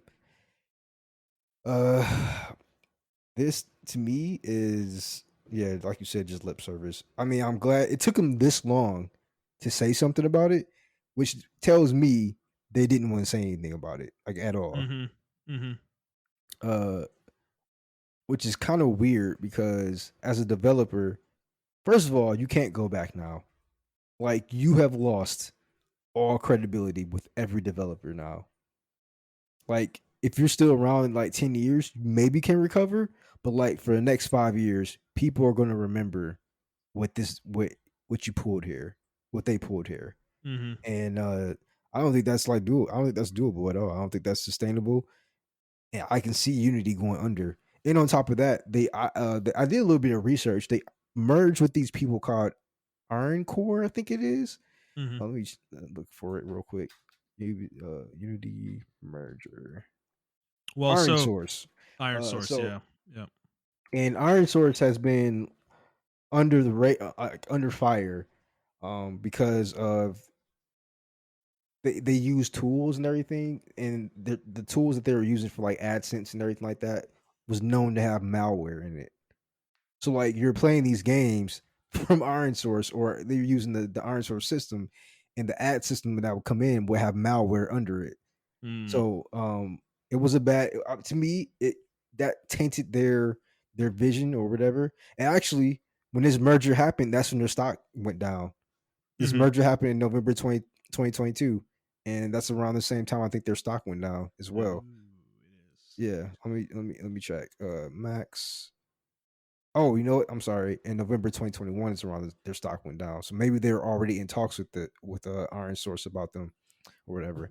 I don't Well, know what happened in it 2020. cratered after that. It took 5 months for it to go down to $40. Yeah. It's crazy. Um, Um yeah. but yeah, I I don't know, man. Their reputation I mean, is it's in tatters, right? yeah. There's no I other just way to say it. I Like just I don't know. 500, 425 companies have signed an open letter petition to them to reverse these changes. So it's, I mean, they fucked up, dude. That's a lot of companies. Yeah. Yeah. And so there was actually there's actually a follow up on this. Bloomberg, there was a they reported earlier this week that Unity held an all hands meeting internally, and Bloomberg was able to get a hold of a recording of this. And these were some of the things that were discussed. That Unity plans to limit fees to 4% for games making over $1 million. And then Mhm. instead of lifetime installs, the company intends to only count installs generated after January 1, 2024. So it won't be retroactive anymore. And then Unity won't track installs using its proprietary tools and will instead rely on self reporting data from developers. That's still not good. Who would want to per install? They're still sticking with that No, per that install shit. plan is still fucking dog shit. Like, That's stupid. yeah. Just take a revenue share like every other fucking Steam, like every other engine. I don't Yeah. understand what the problem is.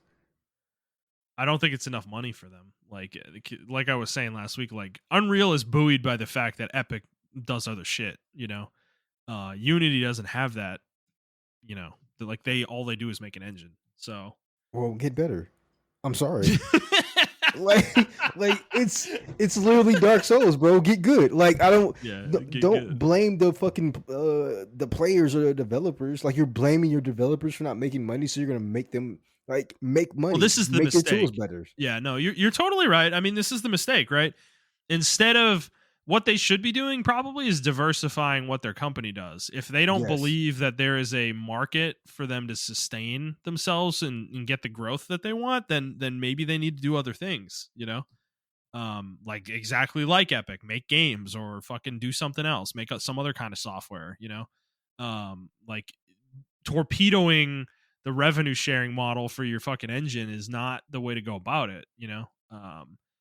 But So I don't, obviously this engine is yeah, very user friendly or newbie friendly because a it lot of is. people use it. It's I mean, yeah, it's very widespread. It's probably the second biggest third party engine outside of Unreal. It's been that way Yeah. for a while.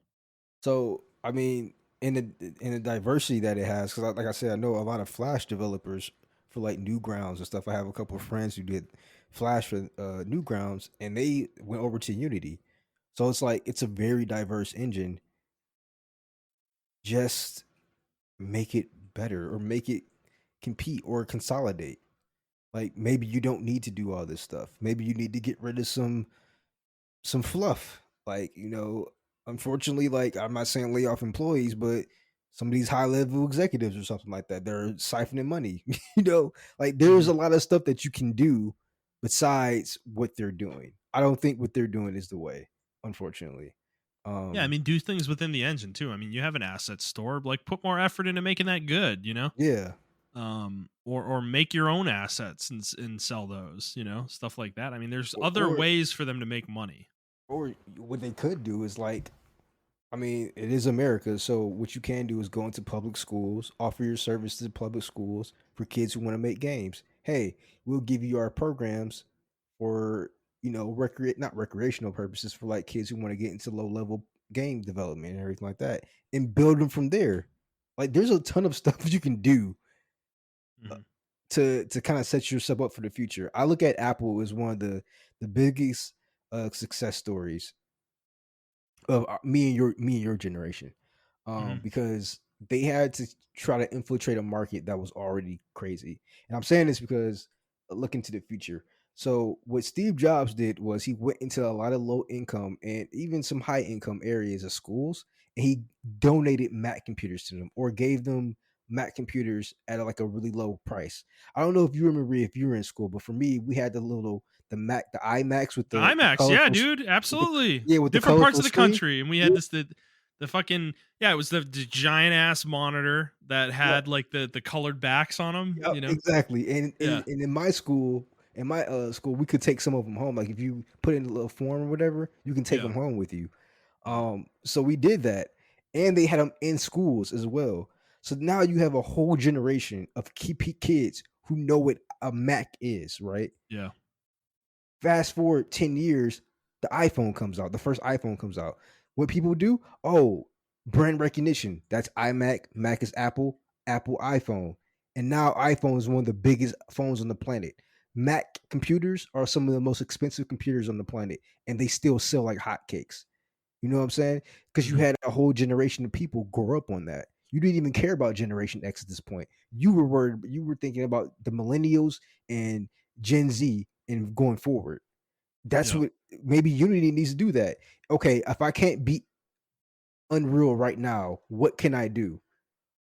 Let's try to get the youth, like who's the future game designers or the future game developers on our platform. If they want to know how to do game development, we can license our stuff out to schools at a really low price, but we can do it in abundance to where we still get a lot of revenue from the schools, high schools, even probably elementary schools if you want to, because a lot of kids are on computers now. So even elementary schools know how to develop games. They're already on our platform. So when the next generation of game developers come out, they would know, man, I've been working on Unity since I was in mhm, eighth grade. So now I'm just gonna I'm gonna look for a job with Unity.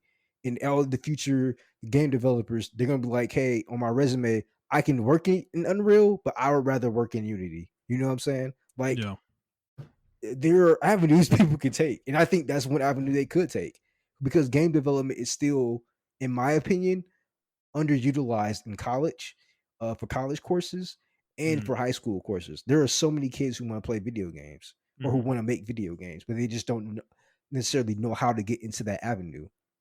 And this is the perfect way to do it. But yeah. I'm not on the board, so whatever. They're probably going to hear. I hope, call me. Montrell services are available. Yeah. Well, one other thing they could do is not have their fucking headquarters in San Francisco. So that's No, another. we That's do another. not need any more headquarters to move to fucking Texas. All right. No, No. no, don't come to fucking Texas. But like, get out of San Francisco, dude. Like, you fucking like you probably could pay a quarter of what you are for your staff and your building if you went to fucking like Minnesota or some shit. So Yeah. yeah, but whatever. I digress on that one. All right, let's move on. Watch out. We got one more story. And it's not much here. It's just an announcement of a game, but the Division 3 was announced. It is being developed by Massive Entertainment, which is one of Ubisoft's best studios that they have. They're the team that is currently working on Star Wars Outlaws and Avatar: Frontiers of Pandora, which that one is coming out soon in December. This is a good team. They've made good games in the past. They've made both of the mainline division games, Division 1 and Division 2. So, are you excited about this one, Montreal? Actually, yeah, I thought Division was kind of dead since they made that free to play the Division game that's coming out pretty soon. Yeah, Heartland. Um, yeah, Heartland, and also since they were making Star Wars Badlands, is that what it's Outlaws. called? Outlaws, um, and that game looks okay. Um, so I'm actually surprised that they're going back to this game, but I really, for some reason, like I was saying in the group chat, I like the Division. I like how grounded it is. Like DJ said, it's probably because it is a grounded in No, the reality. shooting feels great. Yeah, it does feel really good. I would like to see more survival elements in the game. I think that's where the game needs to go. Ooh, excuse me. I I think agree. that's where the game needs to go, and I think if it goes in that direction, with the same shooting elements they have, um, I can see us playing it because this game has all the hallmarks of like a survival type game. Yeah. Um, they just never capitalized on it, in my opinion. Like what I assume Tarkov is like Escape from Tarkov. Yes, as yes, Like where you have like almost like factions kind of living on a map together, you know, and you fucking like like this probably this isn't I don't know exactly how Tarkov is, but like my idea, my thought for what Division could evolve into, right, is take the Dark Zone and make it the game, you know, like yeah, fuck all this pussy shit, you know, where you have like PVE and you're it's, you know, you have these safe areas where you can't interact with other players, you know, and all that shit. No, fuck this. The whole game is PvP. It's PvP everywhere, and you are always online, and there's no way around it. And it's like that's the fucking game, because the best part of the Division they ever made was the Dark Zone from Division 1. You know, yes. that shit was fucking legit, man. I The so what's funny about it is they don't understand. I don't know if they were the first ones to do it, but in my opinion, right, Escape from Tarkov, this other game I play on PlayStation. It's another game I play on PlayStation. That's like a third person version of Tarkov. So the way Escape from Tarkov works, right, is you have like several maps that you can load into, and then you have a home base. You load into the map, you loot, and then you get out. That's exactly what you do. yeah. So you have an extraction zone that you go to. Mhm. So you go in there with the team. Mhm. There are NPCs on the map, but they're not the big worry. The big worry is other players because they can take your equipment. So each time you load in, you can have the best gear, but each time you load in, the adrenaline rush is coming from I may lose that equipment. So now you have equipment back at the base where you can like level up. Like it's in this one game I used to play. I can't remember the fucking name of. Oh my god, it's gonna elude me. Um, but in the one game I played, you can actually like have crafting material. You can craft different. You can make materials um and upgrade them or whatever. Upgrade the stations, like almost like a mobile game type situation, where you upgrade the Mhm. stations. You make more materials after you upgrade the stations, and Mhm. then you can use said materials to upgrade parts of your gun, upgrade parts of your kit, and everything like that. And I think Escape from Tarkov, if I remember, kind of works in the same way. You can also trade on the market for it, for different parts and everything like that. And it was like an open market, so it was the economy is kind of regulated by the players. I Yeah. mean, the developers come in there and do stuff, but uh, yeah, like I don't know. When I played the game, I was like, oh, um, this is nothing but fucking the Dark Zone. Like the Dark Zone had this, and I don't know if they got that idea from the Dark Zone from the Division, because if you think about it, that's pretty much what the Division Dark Zone is. You load in with a team or by yourself. You have NPCs on the map. You have Yep. rare loot that you can get. The only difference is you don't lose all your loot when you die in the Dark Zone. I don't No, think. you lose what you found in the Dark Zone. Yeah, you lose what you found, Yep. but that's the only difference, right? Yeah, In but Escape from fuck Tarkov, it, dude. This is like, take it to an extreme, man. Like, do it. Like, if you die in the Dark Zone, you do lose all your gear.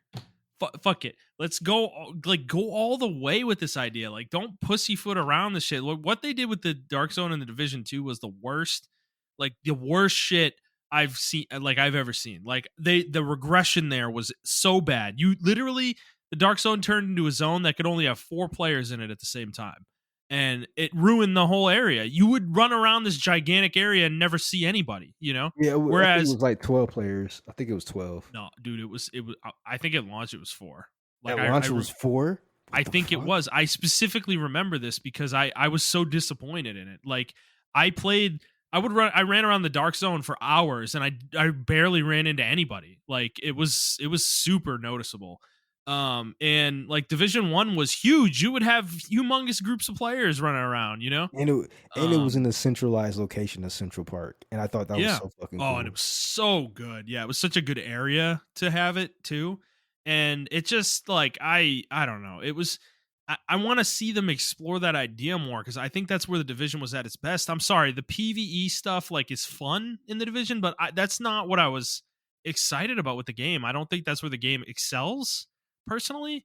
I I think it was with those interactions, dude. Like the tense feeling I would have in the dark zone when I got a good piece of loot, something really fucking good, mhm. and extracting that and actually getting it to a helicopter, especially when you're trying to avoid giant groups of players, Yep. and there are these groups of players running around. You need to stealth your way in there. It's like it was difficult and it was so rewarding when you actually like pulled it off, man. Like it was fucking awesome, dude. Yeah, and I agree. I think they need to. I think they need to take the trends. So the game I was talking about, y'all, is called Vigor. That's the Mm-hmm. game I'm talking Mm-hmm. about on PlayStation right now. Yeah. Oh, and it's on Xbox actually. But it's a free to play survival, third person survival shooter. Just like Escape from Tarkov. Uh, well, Tarkov is not free to play, but it is a survival shooter. Mm. And yeah, you load up in it with the group, and you load up different maps. You can pick the map you want to load into, and each map is huge. They have several drop zones.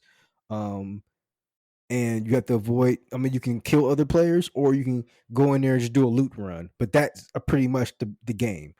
And Yeah. I think, like you said, I mean, sprinkle a little bit of like maybe sprinkle some like objectives in there to kind of advance the story forward. But I don't even think we need that at this point. Like, I bro, think sprinkle events in there, where yeah, like things are yeah, happening, where like two factions start fighting each other and there's just giant like yeah, turf war going on, that kind of thing. exactly, yeah, yep, Or to me, no, this is what I'm talking about going all in, like make the whole game PvP, like go do something like Rust where you could like build a fucking outpost, with your group of players, and you yep. guys are like trying to defend it, and then other players can come and fucking take it or destroy it, that kind of thing. Like do that, man. I don't know, like I feel like it's this series is rife for that kind of fucking PvP, but for whatever reason, they seem to get the feedback that I think a lot of players, and maybe this is true. Maybe we're in the minority, dude. I don't know that people didn't like the Dark Zone that much. They didn't think it was fair, or they didn't think it was fun, or something like that. And there's a lot of players that maybe I play in think this franchise that don't want to lose their loot, But I don't I know. think That's what happened. I think what happened with the Dark Zone is the griefing that was happening, and a lot of that's people didn't true. like that. Groups of But players running around killing solos, yeah, that kind of yeah, thing. I Yeah, that's think for that's what sure. That's happened. true for sure. If they can Um, find some way, but I mean, at this point though, we have Tarkov. Like Tarkov is literally that, yeah, but or you can just design abilities, right? Loadouts, character classes that excel solo and are really hard to find. yeah, Like some kind, and you can't use those in a group. Like you have like stealth like abilities or ways to take yourself off radar, shit like that. yeah, Make yourself really hard to find, but you can only use that class if you're by yourself. That kind of thing, so that it can't be abused by groups. yeah. Like I I agree with think you. that you can balance it. Yeah, There's ways to do it. yeah, and I don't know. I just really feel like you said, man, open PvP Tarkov style shooter. I just think they really need to get away from the Destiny shit. Like, I Yes, I understand you agree. got your story, but there to me, that is the world of I'm about to call it Destiny, but that is the world of this game at this point. Where it's just it is what it is. I mean, the division, America's never coming back at this point. It's Yeah. too far gone. You know what I'm saying? Mhm. So like, yeah, just lean into the PvP aspect of the game. It should be PvE, or PvP rather.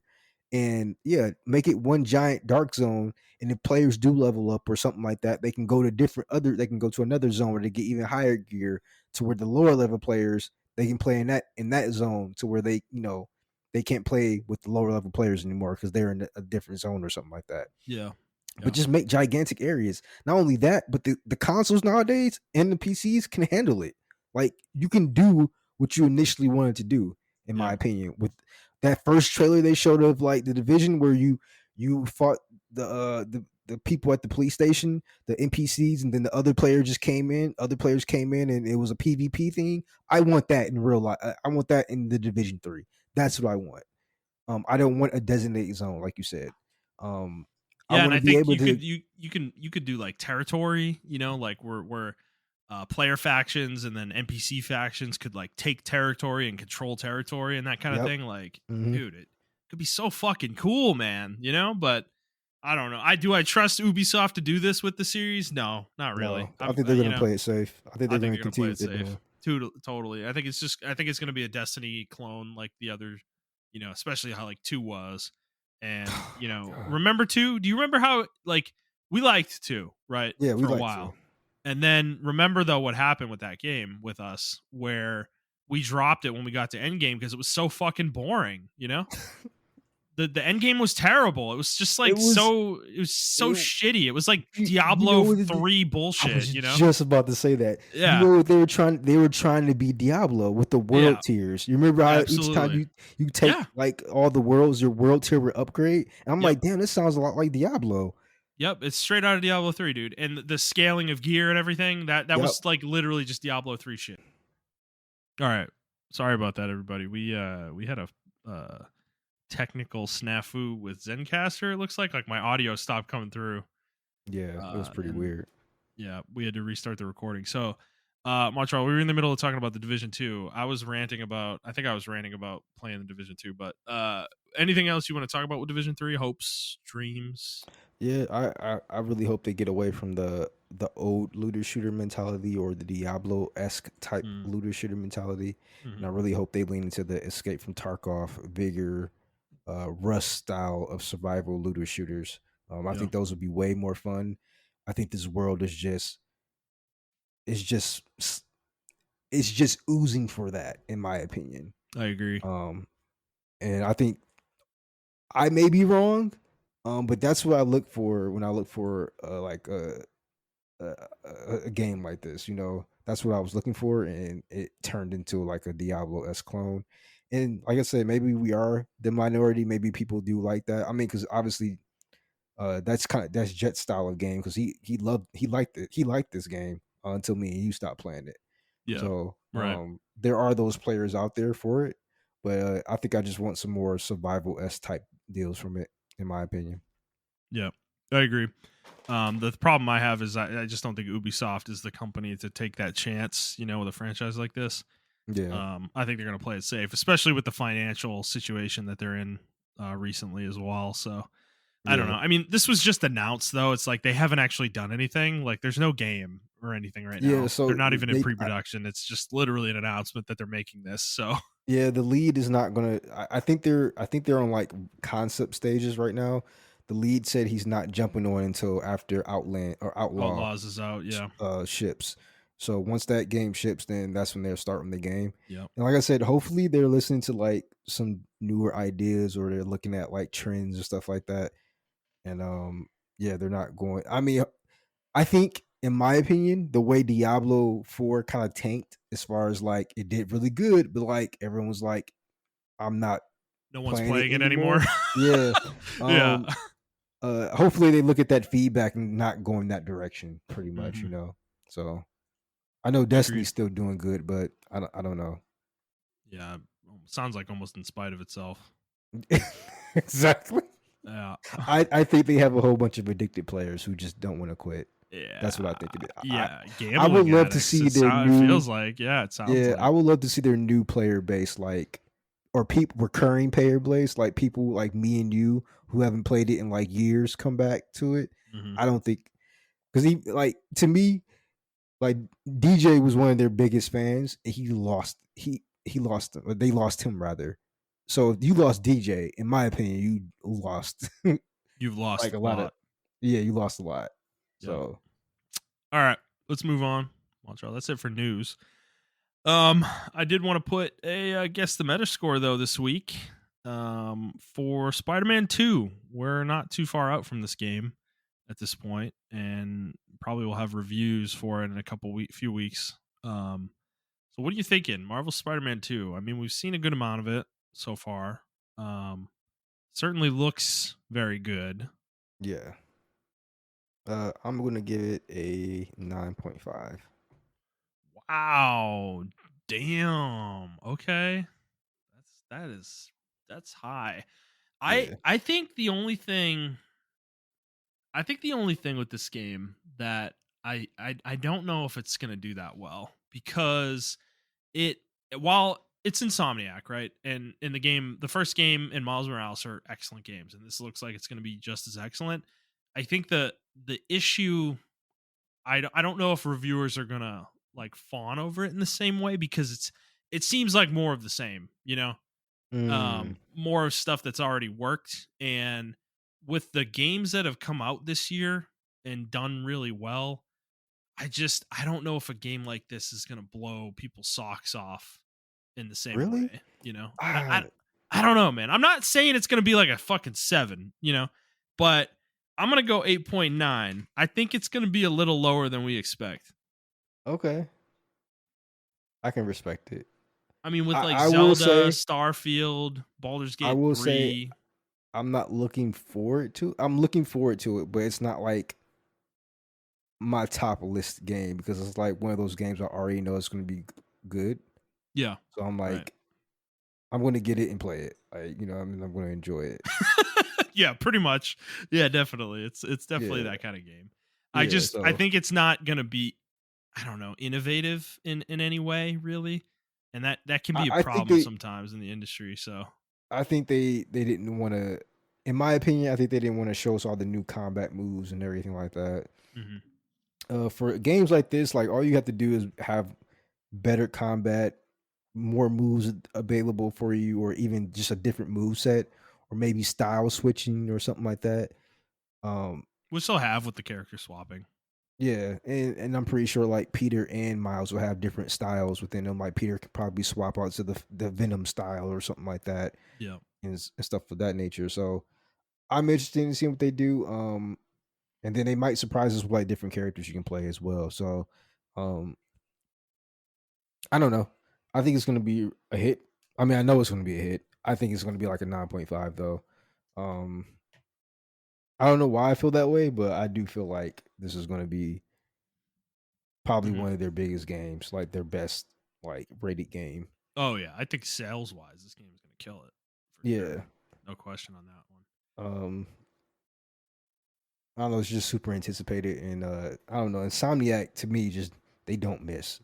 Yeah. Like they just don't miss. They make really even their low tier games like Sunset Overdrive. I love that game. I played that game a lot. Hmm. So yeah, they just don't miss, man. For me, so I think Makes a sense. 9.5 is I mean, I can give them a 9. 9.5 is just me being ambitious. But Hmm. yeah, I'm going balls to the wall, 9 to the 5 on Okay. this one. So All right. Fair enough. All right. Well, Marcel, that's all I had on the docket for us this week. Is there anything else you want to discuss before we go today? uh no, I did not. Oh, um, what did you think of the Final Fantasy VII Rebirth? What do you mean the trailer? Yeah.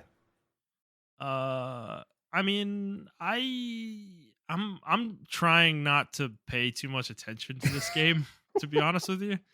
I'm in a position with it now where it's like kind of like blackout mode. Okay. I watched the trailer from the state of play, but I didn't absorb it really. Got you. I kind of let it wash over me. I'm trying not to. I just want to experience this game for what it is when it comes out. Okay. You know. Um. Well, I will say like they changed like the way the combat works a little bit. So there's a Mhm. dedicated button for attacking. Mm, okay. Um, you don't have to attack through the menu anymore. So it's almost like a Kingdom Hearts style type combat. Obviously you can still Interesting. switch between characters and stuff like that. But from what I was reading, that's how they're doing it. Like you can press X to go into the menu, square is your basic attack. I don't know what circle does, and then I think triangle is some kind of different attack or something like that as well. So yeah, I'm interested in seeing what they're gonna do with that and how they're gonna operate with that as well. I do think this game is potentially going to be the best one of the three, the trilogy that they're making. You think so? Well, this is where Final Fantasy VII is the most interesting as a game. I think this part of the game. Mm-hmm. They made the early part super fucking interesting in remake. But in the original game, you're actually not in Midgar for very long. Like It's not nearly as long as they made it. um, Yeah, I know. it Yeah. is certainly not a whole game's worth of story there. And this is like when you leave Midgard, the game becomes very interesting. I think in the midsection of the game is like really fucking good. I that that's so I'm excited about this game because this is where you get to flesh out the party. You meet a lot of characters. You go to a lot of places. You see a lot of the world, and I think that's I don't know. That's has the potential to be delivered on. I think the thing with the third game is given what they're doing with this series of games, like they're changing the story up a lot. I think there's a lot of potential for them to miss with the ending. Mm, Endings are difficult. you know, yeah. and if they change the ending in a big way, which they probably will it hit? I don't know. I think think about a lot of trilogies, right? The second movie or second thing in the trilogy a lot of the time tends to be the best. Because the world's established, so it's you don't really need to do a lot of establishment in the middle, Mhm. and you can just focus on plot and plot movement a lot of the time. And you don't have to resolve things though, and they tend think about like Star Wars, the original trilogy, right? The best movie's the second one, Empire Strikes Yep. Back, by a Mhm. fucking mile. And I think that tends to be true more often than not. So I don't know. I think it's easier for them to execute this game, I guess is what I'm saying, which is why I'm excited. And knowing what we know about the original story, as much as it's going to be different in some ways, they're going to go to a lot of the same places, Yeah. and you're going to meet a lot of the same characters. I mean, clearly they did. Like I do remember this from the trailer. Like they showed a lot of party members that you're going to get. Like Vincent is a big one, and that's going to be a really cool character to see and be able to play as in this. Yikes. Um, They said that you're not gonna be able to play as them in this game. Wait, really? Yeah. No, they're doing the same thing they did with Red 13. No, dude. No. All Yeah, right. I figure Fucking 1 out I of figure I get 10, dude. yeah, I figure I get your hopes up out of that. Like right No. now. What They the already said they're not fuck, doing that, man. man? That's some I, bullshit. not they said not this game, so more than likely next Wow. game. Fuck off. That's some garbage, bro. Ugh. That is so sad. That's depressing. All right, you just ruined it. Fuck this game, man. No, I'm I'd kidding. rather tell you now that I'm you kidding. don't I'm get your kidding. hopes up. I'm kidding. What I will say, are we gonna get to play as Sephiroth? I It think so. it looks like we might. Which that could be fucking sick. So, no, I mean, I don't. Yeah, it's dude. It's. I mean, look, everybody knows how we feel about Final Fantasy VII Remake. It's a fucking amazing game. So, Yeah. I mean, I don't expect no more to miss on this. Maybe we're giving him too much credit, but man, did he shut the two of us up so hard with the remake, like Yeah, because we thought he was gonna fuck this game up big dude, time, we right? thought it was gonna flop, and it was like literally one of my favorite games. So, I mean, and I'm a Final Fantasy VII kind of hater, Yeah. and he made me love it. So, yeah, I don't I know. mean, he brought back I my just have favorite faith. character, so I haven't. He brought back Zach, so Hmm. I don't have any Yep. crimes against him. So I have one more question, not related to this, but before we get off, are you going to give Cyberpunk a chance? Um. Well, yeah, that is an interesting note. The reviews on Phantom Liberty, a lot of high scores. It's got an Yes. 8.8 average right now. So here we go again, guys. Like, let's see what happens. Do we fall for the same trap again? I don't know. We'll see. I doubt it. I would expect it to be good this time, but yeah, I want to. I have Cyberpunk, so all I need to do is buy the DLC. I don't know. It's a situation where, like I said, I'm kind of in a bad spot in like my life right now to like play some shit. Jumping Mhm. into a game like Cyberpunk right now is probably not happening for me, but it's on my list for sure. I was hyped for this game before it came out. It's just that it came out in the state that it did, and I said, "Fuck this." I'm either waiting till they fix it or I'm never playing it. So that's kind of the stance I took. So I'm gonna wait and see. I'm definitely not buying it right away. But if it's good, yeah, I'll check it out. Okay. What about you? I am going to check it out. I'm going to put my money where my mouth is, and I'm going to play it.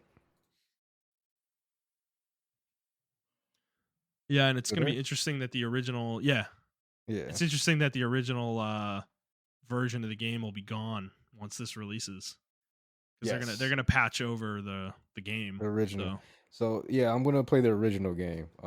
So I am very interested. I did like the change they announced to it. This 2.0 version of it. So yeah, I figure if I can give Battlefield a chance, Battlefield 2042, and I fucking hate that game. I I still gave it a chance, and I still fucking hate the game. Um, I can give this game a chance. So it's 3 years later, and I'm mm. gonna give it a chance. God, it's been 3 years. Yeah. What the hell? Yep. That's crazy. 3 years, man. 3 years of us fighting the system, and I feel like I can't help but feel like we lost. I don't know. I don't know why. That's Oh, so we bad. definitely lost. I can't help but feel like we lost, even though they completely redid this game. I don't know why, and that's so bad for me to say. I guess because I don't know, man. I just don't know. Do you think we lost? Oh, I guess in what way do you mean? Like I you don't. mean specifically with this game or just in general that like nobody learned their lesson?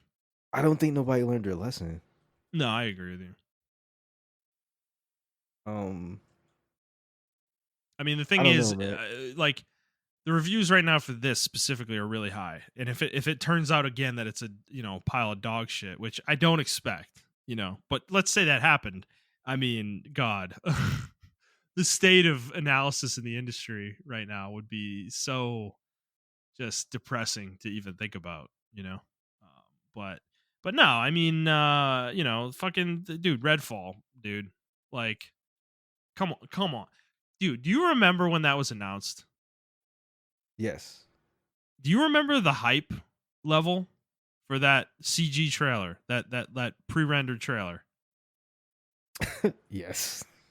And I do you do. remember that we warned people specifically about the hype they were having for that specific game? Like, go back and listen to that episode, guys. Like, we literally said, like, okay, it's just a CG trailer, guys. Let's calm the fuck down. We don't even know what the fucking game is yet. And lo and behold, 2 years later, it's a pile of dog shit. Like, I mean, how many times do we need to be proven right on this fucking show before the world would listen? I guess nobody listens anyway. So it's, neither here nor there, but yeah, it's just like that game's another example. I mean, people were fucking over the moon about that shit, and it just came out and it was crap, so I just No, you're right. I I don't know why I feel this way. It's like I was right about the game because I just remember me, you, and Tiara on the show, and they showed the 45-minute trailer, mhm. and you two were very hyped about the game, and I was just like, I don't know, y'all. Yeah, I just don't get. you were on it. You were definitely on it first, and I remember I don't we were dude, I remember I watched that trailer, and yeah, the game did look incredible. I mean, it did. It's just that was a watchdog situation though. They lied. Like the game they showed was not what came out, It Um was such a weird trailer because they barely showed gameplay on that trailer. I just remember that trailer distinctively, and I was just like, they didn't really show anything, and well, they played everybody through a was hyped. mission. It just looked so fake though. I was just like, I don't know about this. Yeah. And then they showed another gameplay trailer after that, and they removed the wall running. That's Yeah. what that one solidified it for me. I was like, yeah, this is No, and not. that was when I started to turn. Was that and then they started, remember when they talked about the melee combat like a couple months before launch, and they were like Yeah. yeah, we're still working on the melee combat, we haven't gotten it perfect yet. And I'm like, what are you talking about, dude? You're supposed to be going gold in like a month. Like, what? Like a month. What? What do you mean you haven't figured out the melee combat? Like, what? I do remember you saying that. You said those exact words. You're like, Yeah, wait, what? dude. No, that was the moment that was the moment for me where I was like, okay, guys, alarm bells are ringing. Like, red alert, sound the alarm. Like, there's something going on here. Yeah, that And was then funny. then the game came out and it was what it was, and it was like, oh my god, man, no wonder they were talking about the melee combat like that. Yeah, the rest of the game didn't fucking work either. No, that So was yeah, funny. man, yeah, So, no, it was, but I'm surprisingly optimistic, but it's just like I don't know. I feel like I if I play this game, I'm betraying everything I said. But then again, I didn't buy the no, game. not at all, Like, man. No, you're not betraying shit. Like I think it's fair to give them another shot. You know, they took yeah, 3 years to fix this. You know, yeah, and that's an investment in time and money that is significant. You know, like that's not an insignificant thing. They could have made a different game in that time frame. You know, but no, they decided to buckle down and revamp this game, and I think it's fair to go in and like play it and reevaluate it and see where it is. Like, what did they do? Did they fix it? Did they make good on the original promise of what it's supposed to be? And it, I mean, everything they've talked about sounds like that's what they're trying to do. It's just whether they did it or not, you know. Like, I don't know. Yeah, so the thing is, this game is very specific. I think for some people, you know, it's like it's hard to trust the industry at large when it comes to Cyberpunk. You know, because we got duped. The reviewers and influencers, like, they fucking fell hook, line, and sinker for the game, and they fell for the PC code they were given and reviewed the game in that environment, in that vacuum, assuming that was in good faith, you know, and it wasn't. So yeah. I think that's what scares me about this game. Like, it's not. And I've been actually battling this for like a long time, and I think I just been taking it out on Cyberpunk. mhm. Um, but I don't think people understand how that game fundamentally changed. Personally, my view of not just the industry, but gaming as a whole. Yeah. It changed a lot for me, and it changed the way I consume content. It changed the way I play, not play video games, but the way I engage in the storefront of video games. Mm, It changed the way I research video games. mm, It changed the way I anticipate video games. mhm. It just changed a lot for me. And I don't know. It's I don't want to be all dramatic, but it's almost like my 9/11 for video games. Like that was the moment for me, bro. Like it was it was so dramatic, bro. Holy shit. Oh my god. And yeah, I don't want to be dramatic, but that's the only thing I can really compare it to. Like Yeah. it changed a lot of shit. Like, cause you remember when 9/11 happened? Like, I mean, of course, a Mhm. lot of kids who probably listen to us don't understand. But for Yeah. me and you, like that changed the world for us. Like, we couldn't Oh get on yeah. airplanes the same anymore. Do y'all believe that we could just people could walk all the way to the terminal with y'all without a ticket, without Mhm. TSA or nothing? It was just Mhm. there you go. They might do a little light check on you, and that was it. Uh but now, like that changed everything. And for me, like when I look at a game, I have to like really review it. I don't pre-order games no more. Like I wasn't doing it then, but like I stopped. You've doubled down on I doubled down on it. that position. Yeah, I mean, dude, I haven't pre-ordered games. What was the last game I pre-ordered? You know, I was thinking about it actually. What was the last game I pre-ordered? And you want to know what the game is? What? It's not that old. It's not that long ago. It's from 6 years ago, 2017. What game do you think it is? 2017. Is it Fire Emblem? Some kind of Fire Emblem game? No, so I'm gonna list some games that came out in 2017: Horizon Zero Dawn, Uh-huh. Mass Effect Andromeda, Nier Automata, Breath of the Wild. It's those four. It's one of those four. Between Nier and Tom. No, I don't think you've pre-ordered Nier and Automata. I'm gonna say Breath of the Wild. Nope, It it was was Nier? Mass Effect. It was Mass Effect Yep, Andromeda? that was the Oh last game my I god. pre-ordered, and it was the You know what? worst. That was the one that did it in. Never again. You know what? Never That was again, the bro. I pre-ordered that game too because Yeah. you know what's crazy?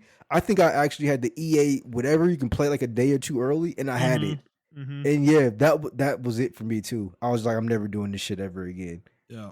Yeah. So, but no, I mean, I know what you mean. Like, I think about the way I approach games and the way I think about games and cover it, on this show.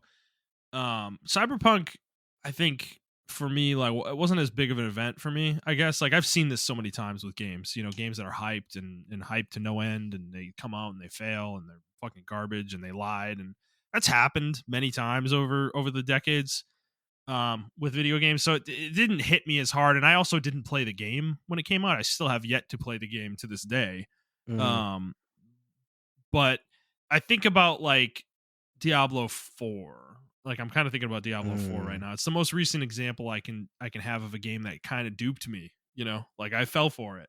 I was really bullish on the game before it came out. I was like, I really think this game is going to be good.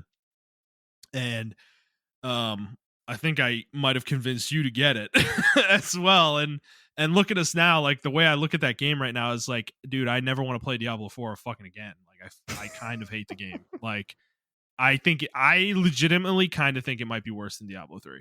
Like and that's that going into it would have sounded insane if I had told myself that's how I was going to feel about that game pre-launch. But here we are. Like I think it is a worse game than Diablo 3. At least Diablo 3 kind of knew what it was and what it wanted to be.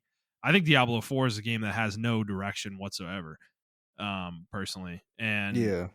And I don't know. Current Blizzard is not the company to figure that out and fix that. you know because you even look at the microtransaction model for that game and it makes no sense. Like who's buying any of that garbage that they fucking have on that store? It's just trash. Like their I battle think pass is fucking shit you know my conspiracy theory is I think the developers just put it up there to please the executives.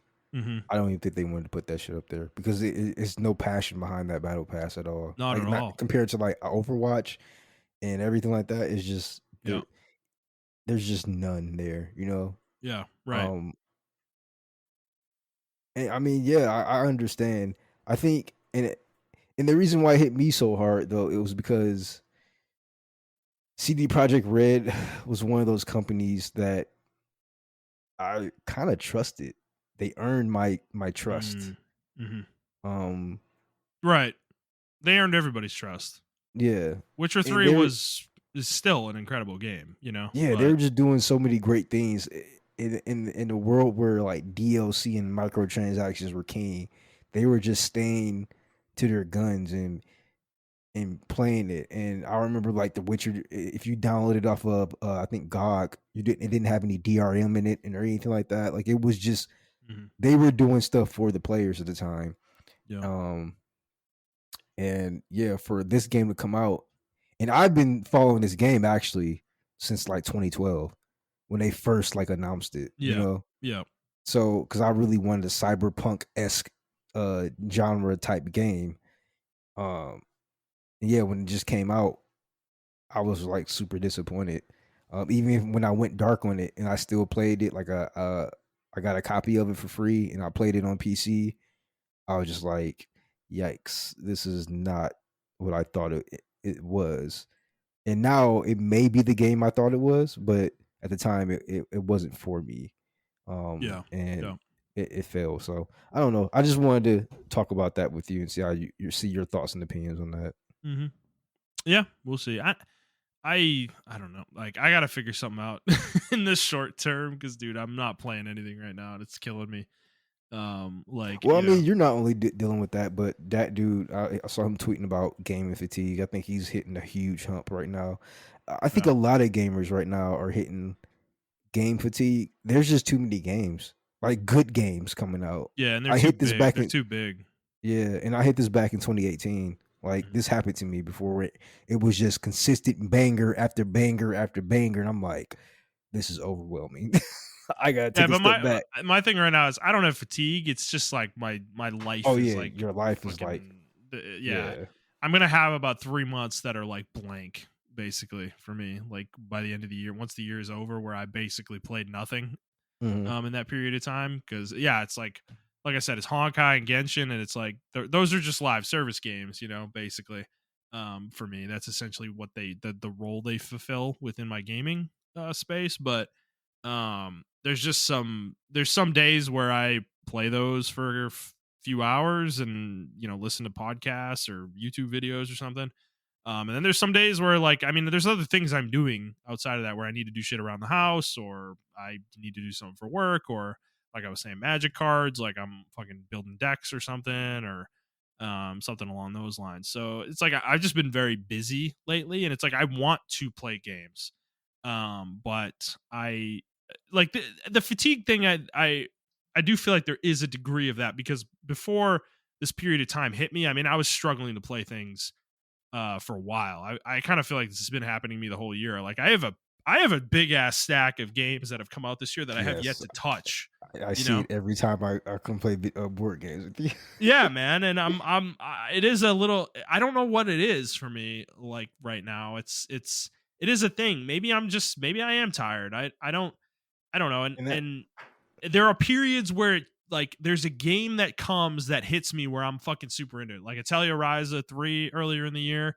I was Yep. super into that fucking game, for weeks. Like I played that shit for weeks on end. That was all I was playing. And then Final Fantasy 16, like I fucking dude, like that's the game this year that I fucking mainlined, and like that was it. I played that for 2.5 weeks straight, and that was the only thing I did. So it's not like I don't have those moments with games. It's just I feel it's weird that though there's so many bangers coming out this year, and games in my head that I think of as bangers that I'm like super excited to play, and then I just don't play them. They just sit on my shelf. I don't know what it is. I don't know what's wrong with me. I think right now, like for me in particular, like only thing, maybe this is your case too. I have so many things that I need to accomplish. Yeah. Like I'm about to go back to school for Yeah. certifications and stuff like that. So like next in the springtime, like I'm probably gonna have like maybe 2 hours, 2 to 3 hours dedicated to gaming a Yeah. day, you know. Yeah. Um so and I'm pretty sure like with you right now, you're dealing with a transition at work. Because obviously, what just happened and everything of that nature as far as that situation goes. So like you're dealing with that and you gotta, navigate around that. And video games right now, just maybe playing something where you can turn your brain off. You don't have to pay attention to the story. You don't have to worry Yeah. about other players. You're Or playing I don't need Genshin to like because be skillful or anything, like yes, yeah, I can just play it. It's casual. Like I yep, was talking about, I'm talking about Genshin like floating around, going in underwater, and it's like, I'm talking about how it's fun because there's no stress. It's like, exactly, yeah, so it's like that's kind of what I'm looking for, I think. And yeah, it's like Armored Core 6 like is really fun. I like the game a lot, but it's really stressful, And I'm also at a point with that game where I need to grind, and I just don't know why I don't want to do it. I just like I wish there was an easy way to make credits. But it's not like it's that hard though. It's like I could probably make what I need in an hour. It's like I don't. It's just like it's a fucking mental block. I have a lot of mental blocks in my brain. But yeah, like Zelda, I'm looking at Zelda right now. It's been on my desk for 3 months, 4 months actually. And I've yet to put it into my Switch and play it. I just kind of needed to do that at some point. But right now it's just with my work situation, like I'm doing there's been a lot of like I'm doing like double shifts and shit, it's like so there are some days where I literally all I do is work, and I don't have time to do anything like other than work. Like I'm don't even barely have time to eat. It's like so the next day comes around and I go to work again. Like I'm not taking the day off or anything like that. So I'm like, but when I get home from work that day, I'm fucking done, dude. I've worked 24 hours in a 36-hour period. And I'm fucking like I don't I get home and I literally just want to sit in my chair and like listen to YouTube or some shit. Like yeah. I'm fucking done, dude. So that's kind of the situation I'm in right now. Like, and I'm very tired, and I'm still doing things with people, board games and stuff, and Magic occasionally, you know, and when I do those things, like those are tend to be all day affairs, so I don't have time to game in those situations either. But there's just been a lot of work around my house that I've had to do as well, so that's like taking up a lot of my time. It's just, you know, I'm doing shit. Yeah. I'm not exclusively gaming. Like very few weekends I have where I just have a free open Saturday, you know, where I can do whatever the fuck I want. And even when those happen, like I'm using it. I go into the day like, oh yeah, I'm gonna game today, and then I don't end up gaming until like 10 p.m. You know, and it's like by that point I'm like, well, I don't want to jump into something new. You know, it's like too late in the day for that. You know, Yep. so I just end up like booting up Genshin or something.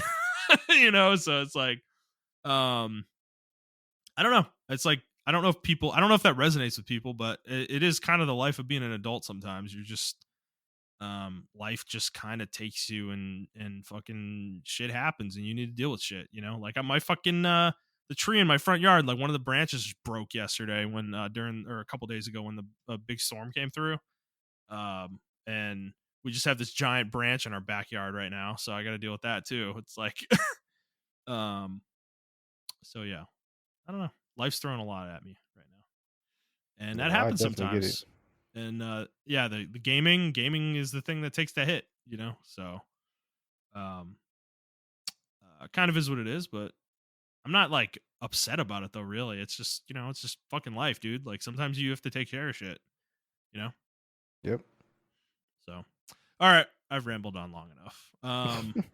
Montrell, thank you for joining me this week.